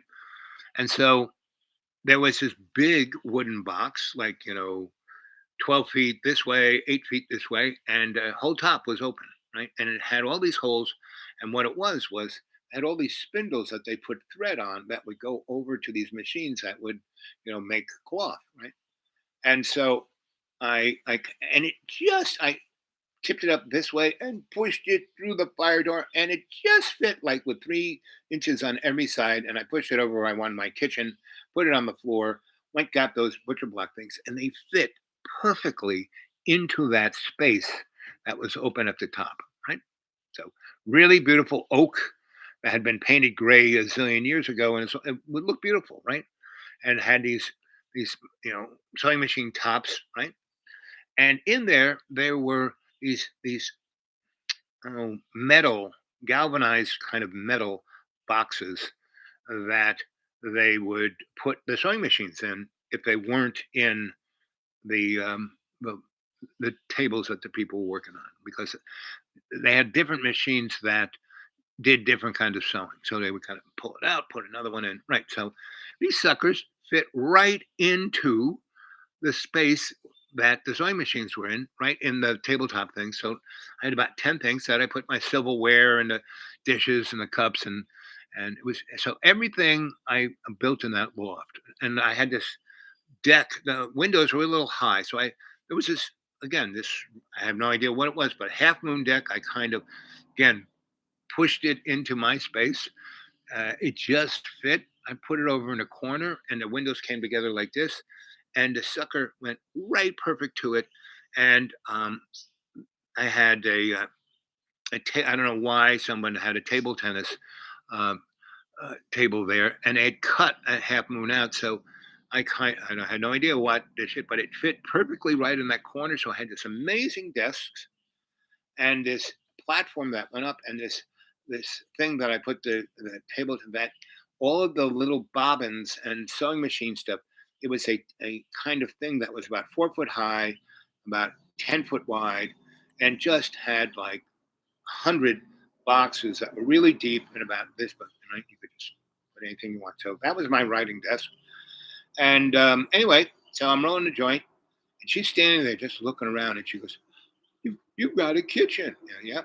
And in the corner where I, found a really beautiful sink and dragged it up there, I had my drain and I had a hot water heater in there was no bathroom, but it was a like dressing room. And it did have a drain in the floor. It had no drain for anything else, but that was right. On the other side, I just drained the shit out the wall, but the toilet and the bathtub because I found a gigantic bathtub, like 10 foot long, 4 foot deep, with these gigantic, uh, you know, lion feet, as and it had no. All it had was a drain at the bottom, no overflow, no nothing. So you could take it straight to the top, right? And so I put the hot water heater in there and I used a garden hose because I found a gas line that was open. There was no meter on it, just had a cock. So I took, the gas cock off and put on the kind of valve you would have for um, a garden hose, and the threads of that matched the threads of the gas pipe. So I took the gas cock off, when the gas was coming out, and I didn't light a flame, and I just kind of, put some, you know, plumber's tape on the threads, put the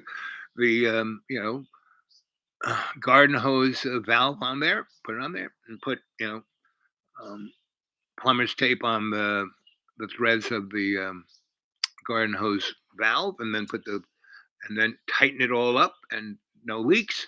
And then I ran for 300 feet the gas line in garden hose up in the open ceiling. They had these wooden things holding this gigantic roof up, and I just kind of lopped the garden hose over in the corner. No one saw it. No one cared. No one was ever up there. The place was full of all these boxes. It was my gas line. So I had hot water, and I dragged a gigantic, actually a friend of mine. He was an HVAC guy, and he was replacing this furnace, HVAC furnace. And and I said, so does the heating part of this work? And he says, oh yeah, just the air conditioning part that's totally fried. They said, I could fix that, but they want a unit. I said, so what are you going to do with that unit? He goes, I'm just going to take it to dump and throw. I said, oh, let's put it in your truck and take it to my place. So he would come to my place lots. He was another artist. And Kirby, picked it up, put it on the thing, and then put it on a dolly, and then wheeled it into my place, and we put it over there. And the guy put a hood on the top, where the exhaust of the hot air went, and instead of ducts everywhere, he had a kind of flexible heating hose, right? And I put one of those hoses to go upstairs to the pyramid where my bedroom was, one of those to the walled off space that was like my painting studio, and the rest, two more going into two different directions in the gigantic space, right? That sucker would keep everything. And I had, I don't know, 120 windows, big, gigantic windows, like 8 feet high, 4 foot wide, that opened. But half of them had no glass in it. They were put there in 1812. So, um, the ones when winter would come, I would get heavy plastic and just staple it on the wooden frame around with the opening of the window, right? And then I would basically put a wooden frame around that with pieces of wood going it so it wouldn't get blown out. And then I would cover that with another um, uh, piece of plastic, heavy duty plastic, and I do three. So there would be two spaces in there, and just this, I would go down to Canal Plastic and buy rolls of this plastic for like $10 for 12 miles of this plastic, and it was funked up too. It wasn't by spec, but it worked great for me. Right? And Canal Plastic was great, man. So I did that once, and I was there for 12 years, and never, never, never. And so there were enough windows that still kind of worked. So I didn't cover them. I would cover them with one covering of plastic, but wouldn't do the other. And so when the summertime came, I would take those windows out and cover them with a screen. So the nice, beautiful breeze would come to them. So anyway, so that's I'm giving you a good description of this place. And so she's in there, and I'm rolling a joint, and I hear her crying. And I turn around, honey, what's wrong?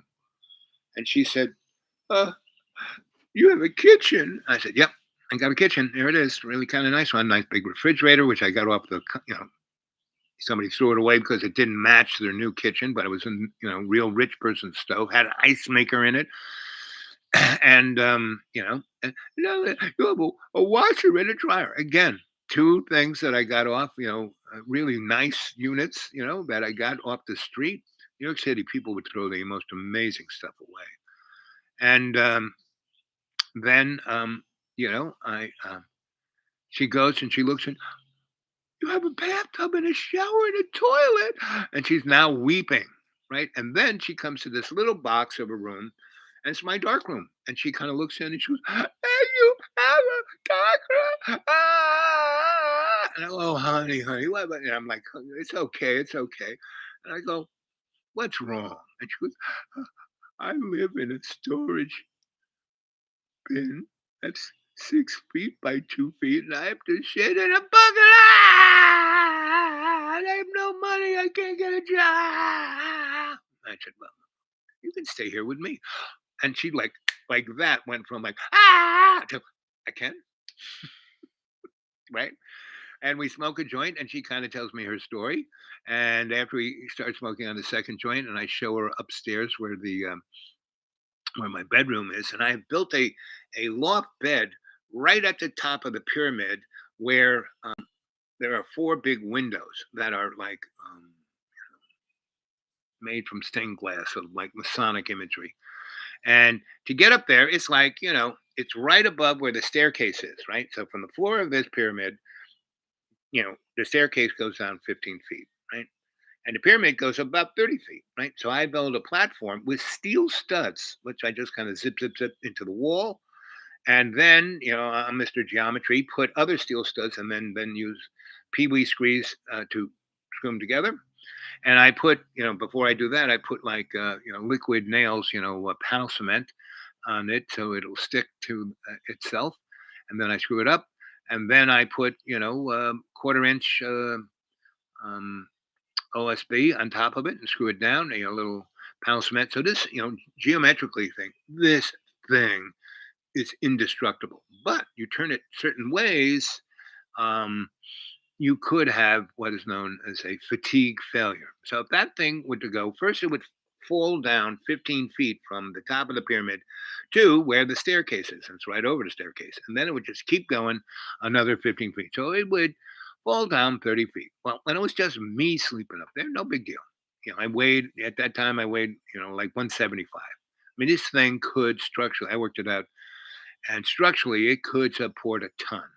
But again, if you moved it certain, and I move around a lot. So I remember one time I was moving around and I could hear the steel studs kind of bending, and like if you did a bit too much of that, you could have structural failure and wee.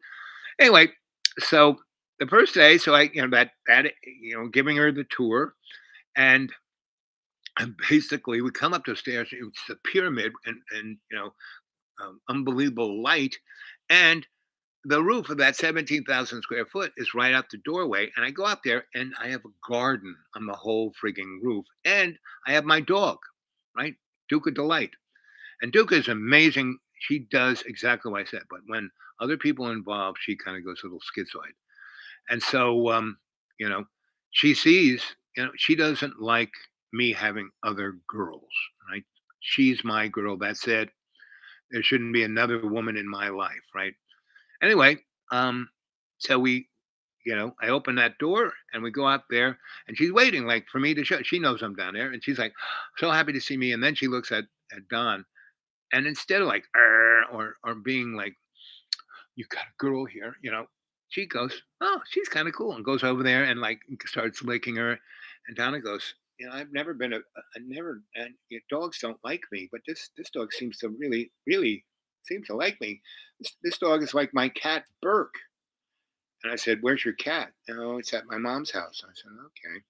Anyway, so I let that slide, and so, we're walking through, and she's looking at the garden. And she said, "And you garden too?" I said, "I'm an herbalist. I'm into alternative healing.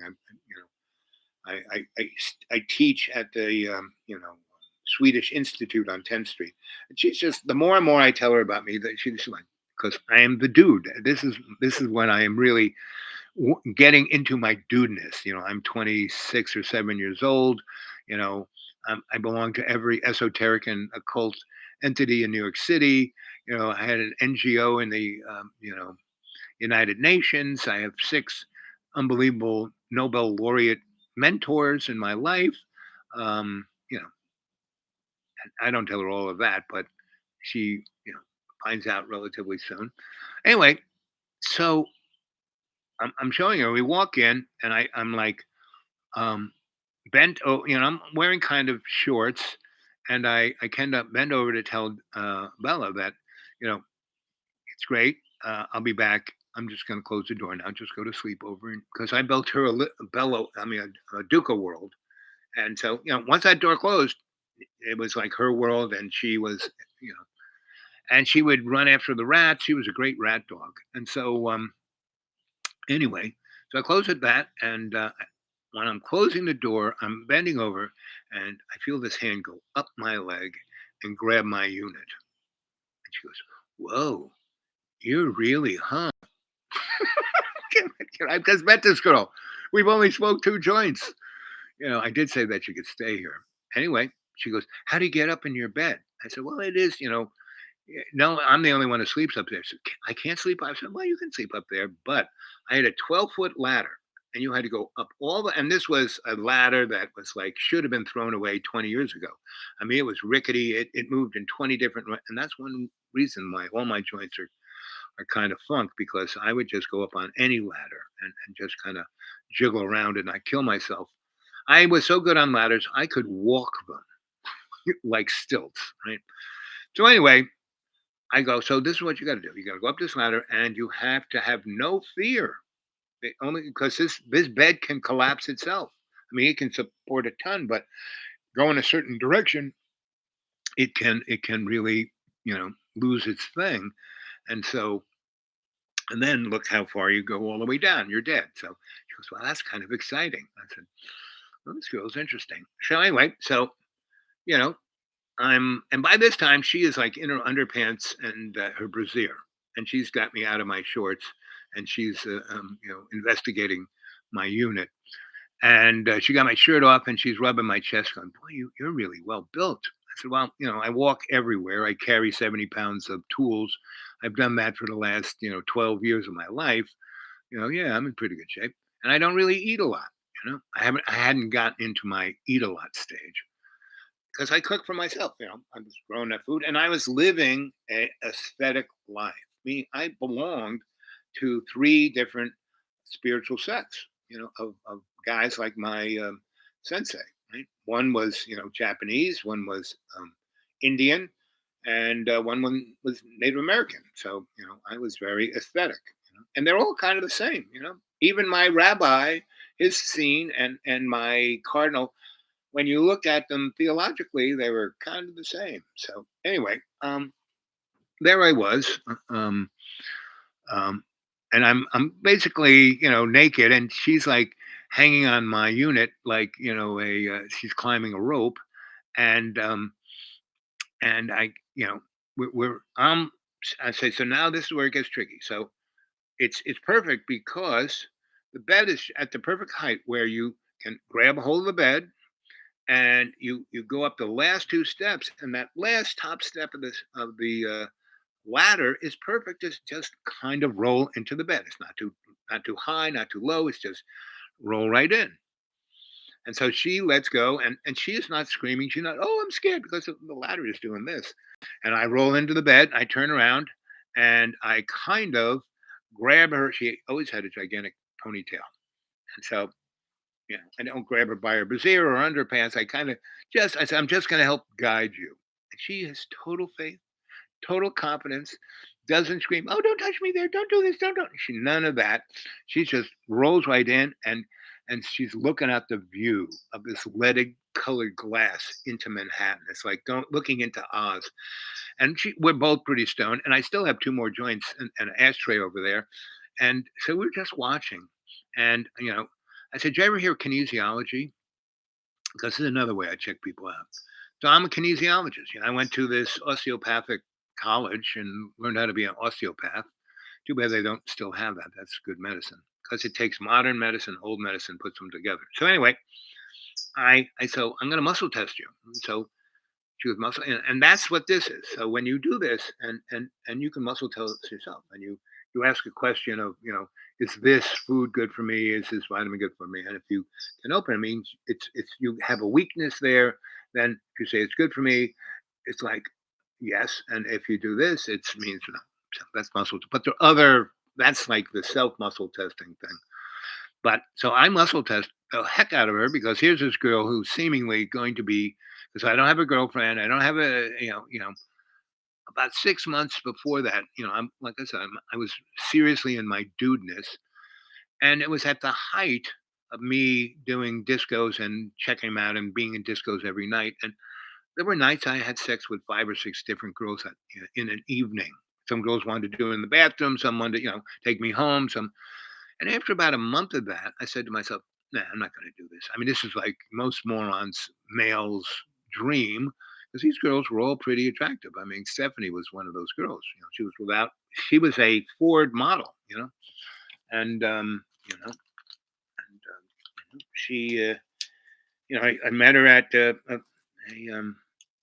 and she was the top dog of the Ford model girls, right?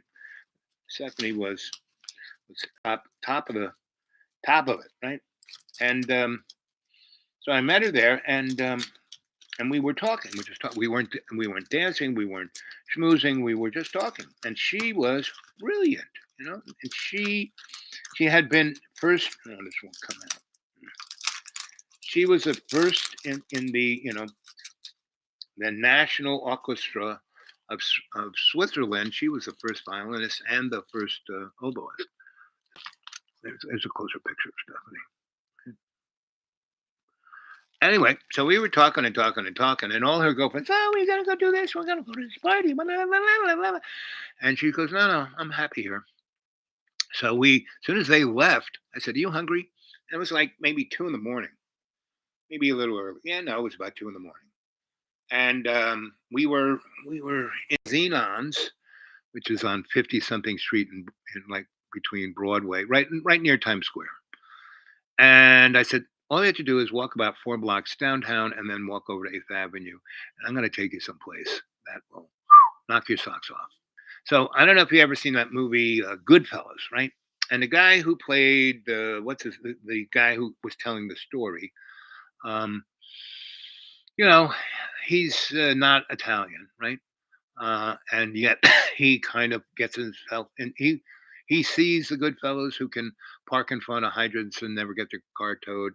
You can see, he wants to live like that. He doesn't want to be like his dad, a postman or any of the above. So he kind of gets into that, and then gets into the story. So now he's a good fella.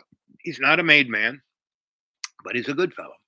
And so he's getting to know all the OGs, all the made men, the whole thing, and he fits right in, right? Because he's attractive, he's kind, he's nice, he gets along with everyone, but he's ready to just, in that movie, he kills people without even thinking about it, right? And so, because that's what they do.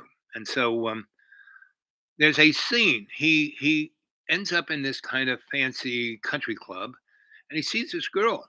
And now he's had girls since he's like 3, since he's been hanging out with the good fellas. And so he sees this girl that really kind of, And so he walks across, where the pool is, and like pushes the guys out of the way and starts talking to this girl. And the girl is like, and the guy who was like, you know, belongs to country club. His daddy's a lawyer. Was going, hey, you can't do that. I was talking to her. She's my girlfriend. And she goes, you're not my girlfriend. I mean, yeah, I'm not your girlfriend. You're not my boyfriend. I know you. She goes back to talking to this guy instead of doing this.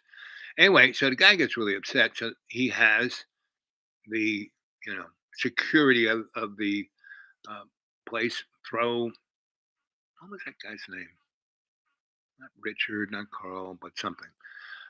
Has him thrown out. And the guy leaves and goes, that was a bad idea, buddy. And so he doesn't make a big scene. He just goes, right? But he has enough connections to find out who this girl is, where she lives. And the next day, he kind of drives up in a really nice car, right? And right up her driveway. And again, here is this guy, you know, and he's talking to her, and he hasn't even gotten to first base. And so they're not in a place, they're not, um, and there is no security, and you know, he, you know, drives straight up and nearly runs the guy over, and the guy goes back. He gets out. The girl sees what a freaking nice car. He is really dressed nicely, nicer than the other guy because the other guy is still just wearing tennis shorts and a shirt, and he has and he's kind of a lumpy body, whereas this guy who's a mobster, she doesn't know he's a mobster, is really in good shape. So he um, goes straight to and starts talking, and the guy gets, "Hey, I was talking to her," and he just turns around and backhands him, and he's got a big grin, and it kind of really cuts his lip and his nose. Might break. He might just by slapping him. He breaks his nose, and so it's the bottom of his face is his blood. And he goes, "What?" And he's screaming, "I'm going to go get the police!" And he turns around and he says, "Listen." And he knows her name, calls her by her first name. He goes, "I would like it if you just go into your house for a moment and then come out, and then I'll take you to lunch." Anyway, so you know, she does, and she's in the house, and her mother's who's you can see them in the window, and uh, he turns around and hits him right in the esophagus, like right, and it goes, and then he pushes him over and just beats his face into a pulp, and he goes from the calm, mild guy to a raging monster. I said, yes, sir, I would take care of you. I would get, you would be, this is the last, you'd remember this. And he beats his face into an unfixable mush. And you see this guy once later in the movie, and he's like wearing, you know, the elephant man bag on his head, right? So anyway, so the mother and this guy's mother call the cops. They show up, and and our mobster boy is still right. And the cops show up, and they get out, and they run over, and he just looks up at them, and they know him, and they know he's a mobster, and they go, "Oh, no, we're sorry, we didn't know that. We wouldn't have come." And he goes, "It's fine." He goes, and this guy needs to go to a hospital, right? And they say, "Is he bothering you?" He's on top of this guy, and it's turned him. He's like 2 more punches. This guy is dead, and it's good timing. The cops show up, and is he bothering me? We'll take him to jail. So you know, they pick that guy up, throw him in the back of the police car, handcuff him, and mom of that beat up guys. What are you doing? He's a criminal. And no, no, ma'am, sorry. No. And so the girl comes out and she is hot. She's just seen this guy nearly kill this other guy who she never liked. She's known him since grammar school, and this guy's trying to be, her boyfriend since fourth grade, and she can't stand him. And he has just done everything she probably dreamed about doing, and he's done it right. So um, he takes her out for a nice lunch, and they go to the thing in Central Park. I mean, she's got okay clothes on, but she is not dressed up. She thinks she's going to take him to the Star Diner down the road. No, she takes him. He takes him to the uh, and he's got the nice clothes on it, and he has beat the crap out of. He doesn't have a splotch of blood on him, and so he goes there, made her day. There's all these tourists waiting online, and this other person who's like a maitre d is telling people, "Oh, you can't come in. You're dressed. You terrible. We have a dress code. We have a dress code." And so this guy comes up, and he's so Philippe, how you doing? And he's got a Benjamin in his hand, and we'd like the table by oh, of course, your table, favorite table. And this girl is just wearing kind of jeans and a t-shirt, and the other people, the rich tourists, are like losing their mind. But what about her? They're going to a reserved table, man. So he takes her there. They have a very nice thing. He takes him on the chick horse ride around Central Park, and then takes her out to even more whoop-de-doo kind of place with an unbelievable dinner. And then it's about 10 o'clock. She should be coming home, but she doesn't. And what does he do?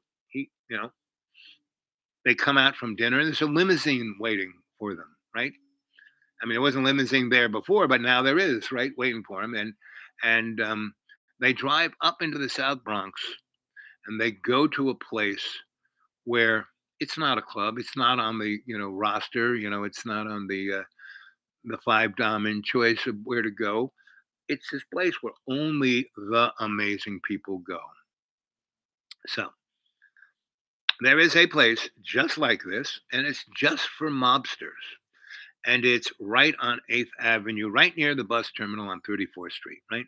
And right on one side of the bus terminal to 36th Street, there's just a whole street of these vegetable vendors, fruits and vegetables, right? And behind it, there's some shelves of canned stuff just to make like a wall. And then, like between the aisles of that, you can go there. But there's like a little, velvet thing between each of these things of shelves, right? And at one end, it's a little wider, and there's a guy there, right? And he's sitting at like a nice little thing, and at 3 in the morning. So when I met Stephanie at this club, and I said, I'm going to take you to a place you might find interesting. And we go there. It's just like the movie, you know. I go there, and there are people. First of all, there isn't a big line because it's only for people who know that it's there, right? But there is a guy there, and he's big gorilla. You can see the gun, but he's wearing a nice suit, and he's sitting at this nice little table, a nice little light, and it's like he's got a list of something, but who knows what it is. And he, I walk, up to it. He goes, "Al, how you doing?" I said, "So who's here tonight?" And he says, "Oh, Tony Bennett." I said, "Oh, great." So he goes, "But you should go in through the kitchen because it's packed, right?" I go, "Okay." So I go in. We turn right. There's a hallway down into where the dining room is, and the club is, and the bar is. But we take a thing. We go through a door, and we're into a kitchen, and we're going in through the service entrance into a kitchen, right? And Stephanie's like, and everyone in the kitchen goes, "I have fixed virtually everything in this kitchen." Right? So this stuff is all old stuff, old school. And this is Mike Finelli's. Um, he was, mobsters. Some mobsters do money, some mobsters do protection, some do drugs, some do this. What Mike Finelli was all about was tablecloths, napkins, um, these amazing little rolls. They were like French baguettes, but they were little, and they were baked. And he had a bakery on Spring Street, and he baked them to this point. And then in the restaurant, they had these warmers that you'd put, 40, 50 of these things in there, and then you have your basket and you put it in there, and it turned the outside into this crispy, like unbelievable crispy French baguette, but on the inside was like, oh, just gooey unbelievableness, right? And I don't know if you've ever seen hotel bar butter, and they come in these little foil um, wrap things. Well, Grandpa Hotel Bar Buddy and Mike were partners. And those things are made that way so you can take that foil up, crack the bread, and just stuff one of those butters into one side and then take another one, take the other. And you eat it, it's like better than sex, right? So um, we go to the kitchen, we come out the side, the main waiter, who's like has his own station, and he is orchestrating the all the waiters going to different tables. He goes, "Oh, Al, we don't quite have a table, but that's all right. Just stay here a second." And he goes, "Charles, space 4." And so they do straight out of the movie. This guy comes with a table, puts the table down, puts the tablecloth on, puts the light, plugs it in, it goes on. They put the salt shaker, that, two really nice chairs. Not the other chairs the swells are in, but really like king chairs with elbows, everything leather, everything gushy, nice. And I'm sitting almost on stage with Tony Bennett and his band. And I knew the guys in the band. I knew Tony Bennett kind of because when he did a record at AR, Lewis brought me in. He had this special microphone, and it just freaking wouldn't sync up to their equipment at over there in Tin Pan Alley. So anyway, so I had met him a couple of times. Anyway, but I knew that band. I knew their band. That band I knew really well. Partied with those guys.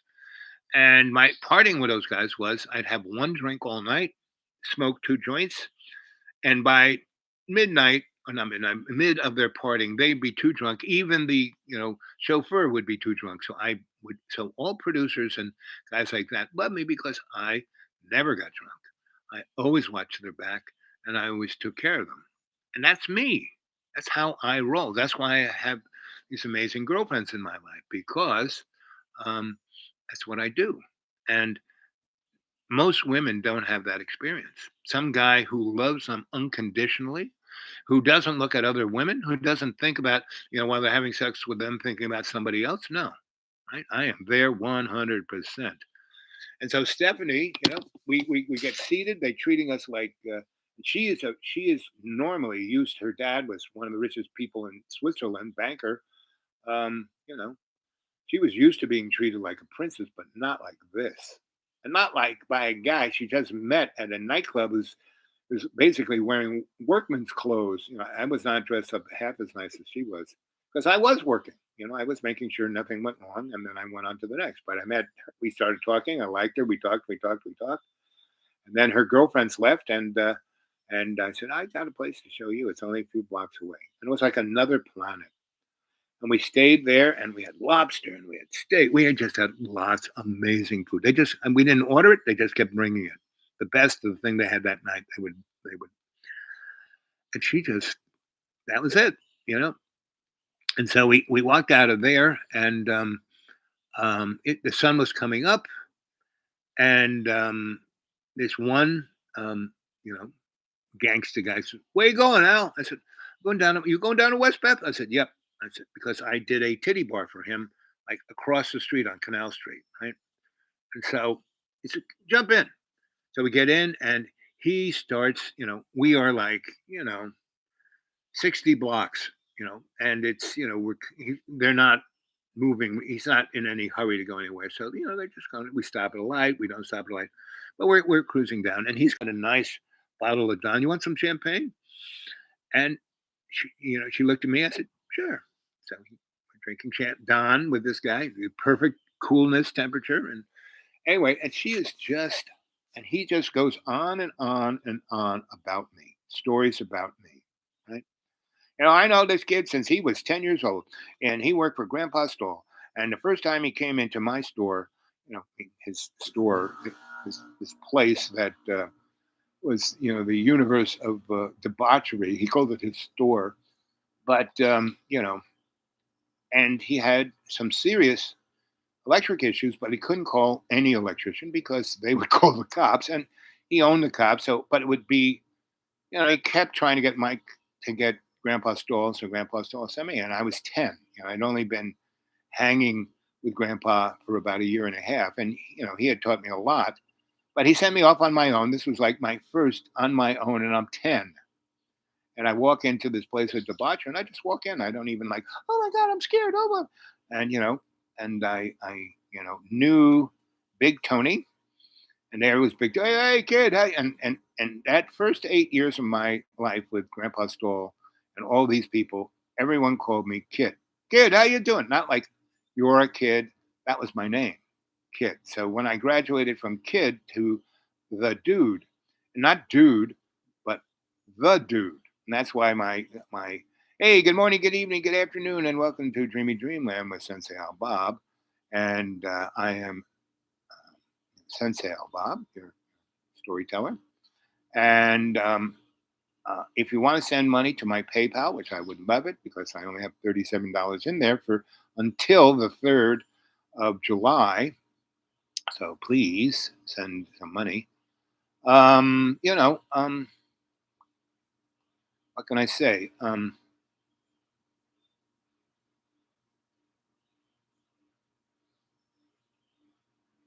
Where was I at? Oh, yes, Stephanie, the dude, right? And that's why my email address is the dude awake 42, because the young lad who was my internet guru of the time, was telling him a story, and he's the guy who got my YouTube channel and he worked at the phone company, the phone company, and he was really brilliant young guy. So I was telling him stories about when I was the brilliant young guy, the kid, and then became the dude. So when he made my email address, it's now about 5 years old, was the dude awake 42 at Gmail. Dude awake 42 at Gmail. I said, why 42? He goes, come on, you're part of the I said, oh yes, it's the Masons number. Yes. Anyway, so she's like, so we're going down, and Tony's going on and on and on about all, and he goes, he is the most honorable man. He never takes a bribe. That's why we all love him, because he's way more honest than we are. He never rats us. He is just the most amazing guy.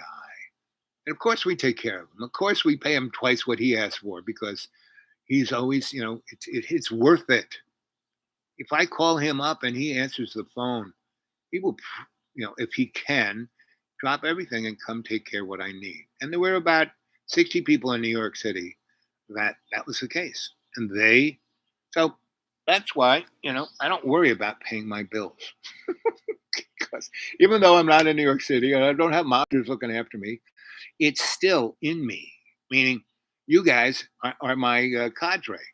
Those guys were my cadre, but you're in my cadre now. You're not mobsters. You're not OGs.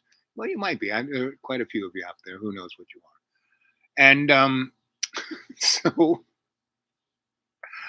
he drops us off at Westbeth, and the sun's coming up, and the guys. There's this place that, and we're right near Chinatown, right? So Chinatown's right over there. So there are these like garages of vendors of food, and there's the hot dog guys and there's this guys, but there's also the guys who have dim sum that do it on a cart, just like the hot dog guys, but it's dim sum and it's not going to kill you. It's like really, really good stuff. So I know these guys because I used to be addicted to hot dogs, but one of them almost killed me, so I gave up on it.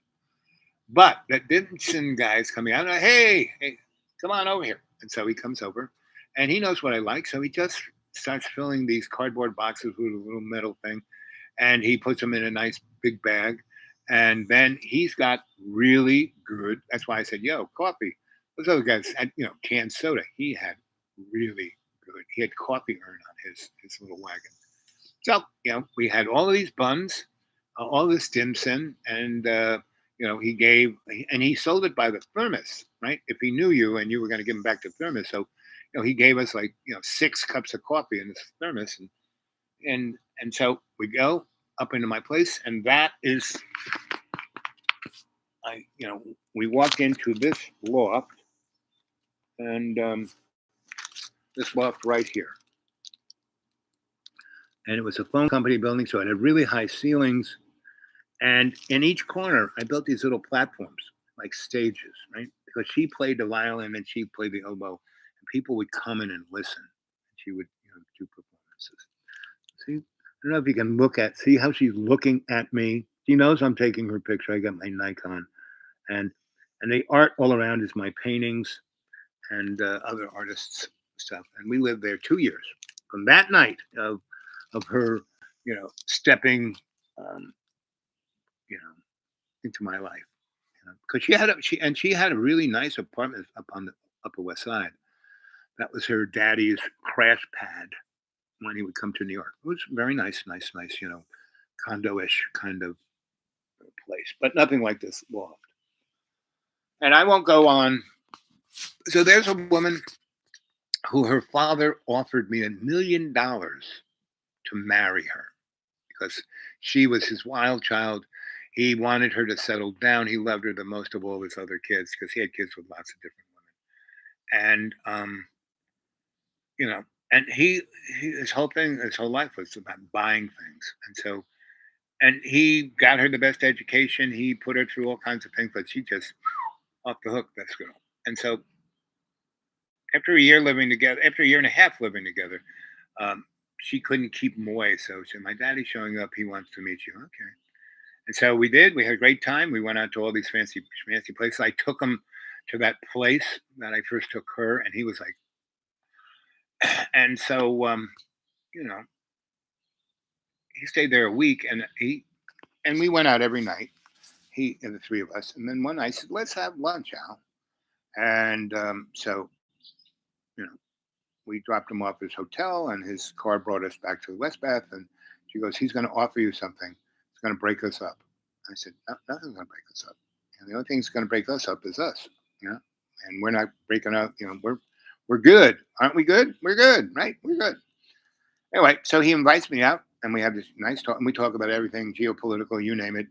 And he tests me out to see all the stuff I know of the secret societies and blah blah blah. Right. So he says, "You are the perfect man for my. You make her happy. I've never seen her happier with anybody but you. And she's always tormenting other men. You guys are perfect. You can make grandchildren for me. I want you to marry her and to sign the deal." And he slips, this check, folds it over, I open it up. It's $1 million. And I just kind of look at him. He goes, "Don't say anything now. Just fold it and put it in your pocket and think about it. And if you put it in your bank account, you'll have $1 million in your bank, right? And then I know you're up for the deal. And then you will bring her back to Switzerland, and you will work for me, and you will make one of those checks twice a year, right? And you will have the most amazing houses because I have amazing houses, and you can live in all of them. And you two can still do everything you do now, but you can do it around the world. You can have access to your own private jet." And he just went on and on and on and on, right? And I didn't get upset. I didn't get mad. I was just going like this. And when we left, I said, "I thank you for the offer. I'm going to give it serious." He goes, "Now don't talk to her. Just don't tell her we had this lunch date. Don't." I said, "She knows you had a lunch date, and she said that you were going to do something to screw us up. So I'm not doing anything to screw you. I'm offering you $1 million to marry her, and I'm offering you $2 million a year just to, you know, stay married to her, basically. And then you can make a lot more money if you jump into what I do. And you're a smart guy. You know as much. You're the guy I need to do certain things." Anyway, so I get back to her place, and first I go down to my shop where my people are, who had just been working all day, and saw what they did and how they did it, and I started looking through all my little shelves, and I found this beautiful little box made of shells of a heart, and it was for jewelry, right? So my partner, I said, "Take a look at this," and he goes, "$1 million? Is this?" I said, "Yep, it's for real."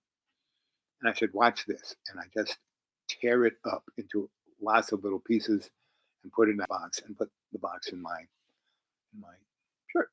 And everyone there is like,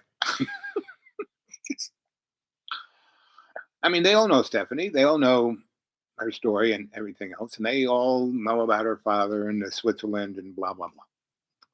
Because we all constantly have parties at that loft, and they constantly and everyone loves Stephanie because she and I are like this. We never have an argument. She's always sweet. She's the sweetest, nicest, unbelievable. Except for people who are hypocrites. She eats them alive. So I come home and she's making dinner and she's just wearing one of my Hawaiian shirts and nothing else. So she's feeling a little frisky. That was like one of the symbols. I mean, when I live with a woman and she's only wearing a shirt, that's usually the high sign for hey, let's get going. So we do. Then we take a shower and we're just nice and we have these what I used to call afterglow kimonos. They were Japanese kimonos, and we put these on. They were great to just walk around the house and do anything. So because you were totally covered up, you were totally kind of protected, and yet you could be totally free if you wanted to. So I said, I have a present for you, and so and she got it all in her head. Because I mean, she did that because her and her father, her father and I had lunch, and she was basically saying, "You got to choose between me and the Hawaiian shirt." And so I give her the the heart, and she looks at it and goes, "Oh, this is pretty." I said, "Well, put it on the desk and open it up." She does, and there it is. She knows it's her daddy's check, and so she kind of pours it out on the back, and she's into crossword puzzles and puzzles of any type. And she, within a few seconds, puts all the pieces together. And she, $1 million. That's all he offered you? I said, has he offered anybody, given this check to anybody else? She goes, no. You ever given a check to anybody else? And she goes, no. Anyone ever ripped it up for you? And again, she kind of dropped the kimono and we went back at it again. And she was crying and kissing me and laughing. And anyway, so, you know, daddy stuck around. We had another lunch. And I said, that was a very nice offer, but I value your daughter more than the offer you gave me. And he said, well, she's going to drop you like a hot potato now. I said, what? He said, well, I've like, you know, you would have had a chance if you would have kept the check and then talked her into going back to Switzerland with us, and then showing you could still have the same life. But now this will be a thing in between you, because she'll go, well, you don't have $1 million. You could have had $1 million. Blah blah blah. And he was right. Within a few months, it didn't make a big deal, but she's one. We started doing. We were doing our thing. She was still a Ford model, but we had more than. We didn't have to work for money. We worked for fun, and because we had amazing loft for free. I mean, that loft was free. I didn't pay rent for that loft. Anyway, I didn't buy that loft. I did it. I got it because Carrie Shea put me on the list. Anyway, so uh,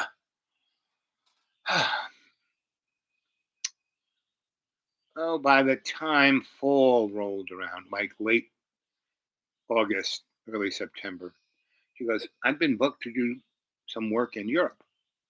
I said, "Really?" She said, "Yeah, I just want to go visit Europe." I said, "Well, I'll go with you." She said, "No, no, no. You're involved in these organizational." I mean, I was involved in stuff with, you know, Ronald Reagan was going to be president, and they were going to blow up the world. So, and I had worked, a lot with anti-nuclear things. So, because I've worked in the nuclear industry, no, no, no, you need to stay here and help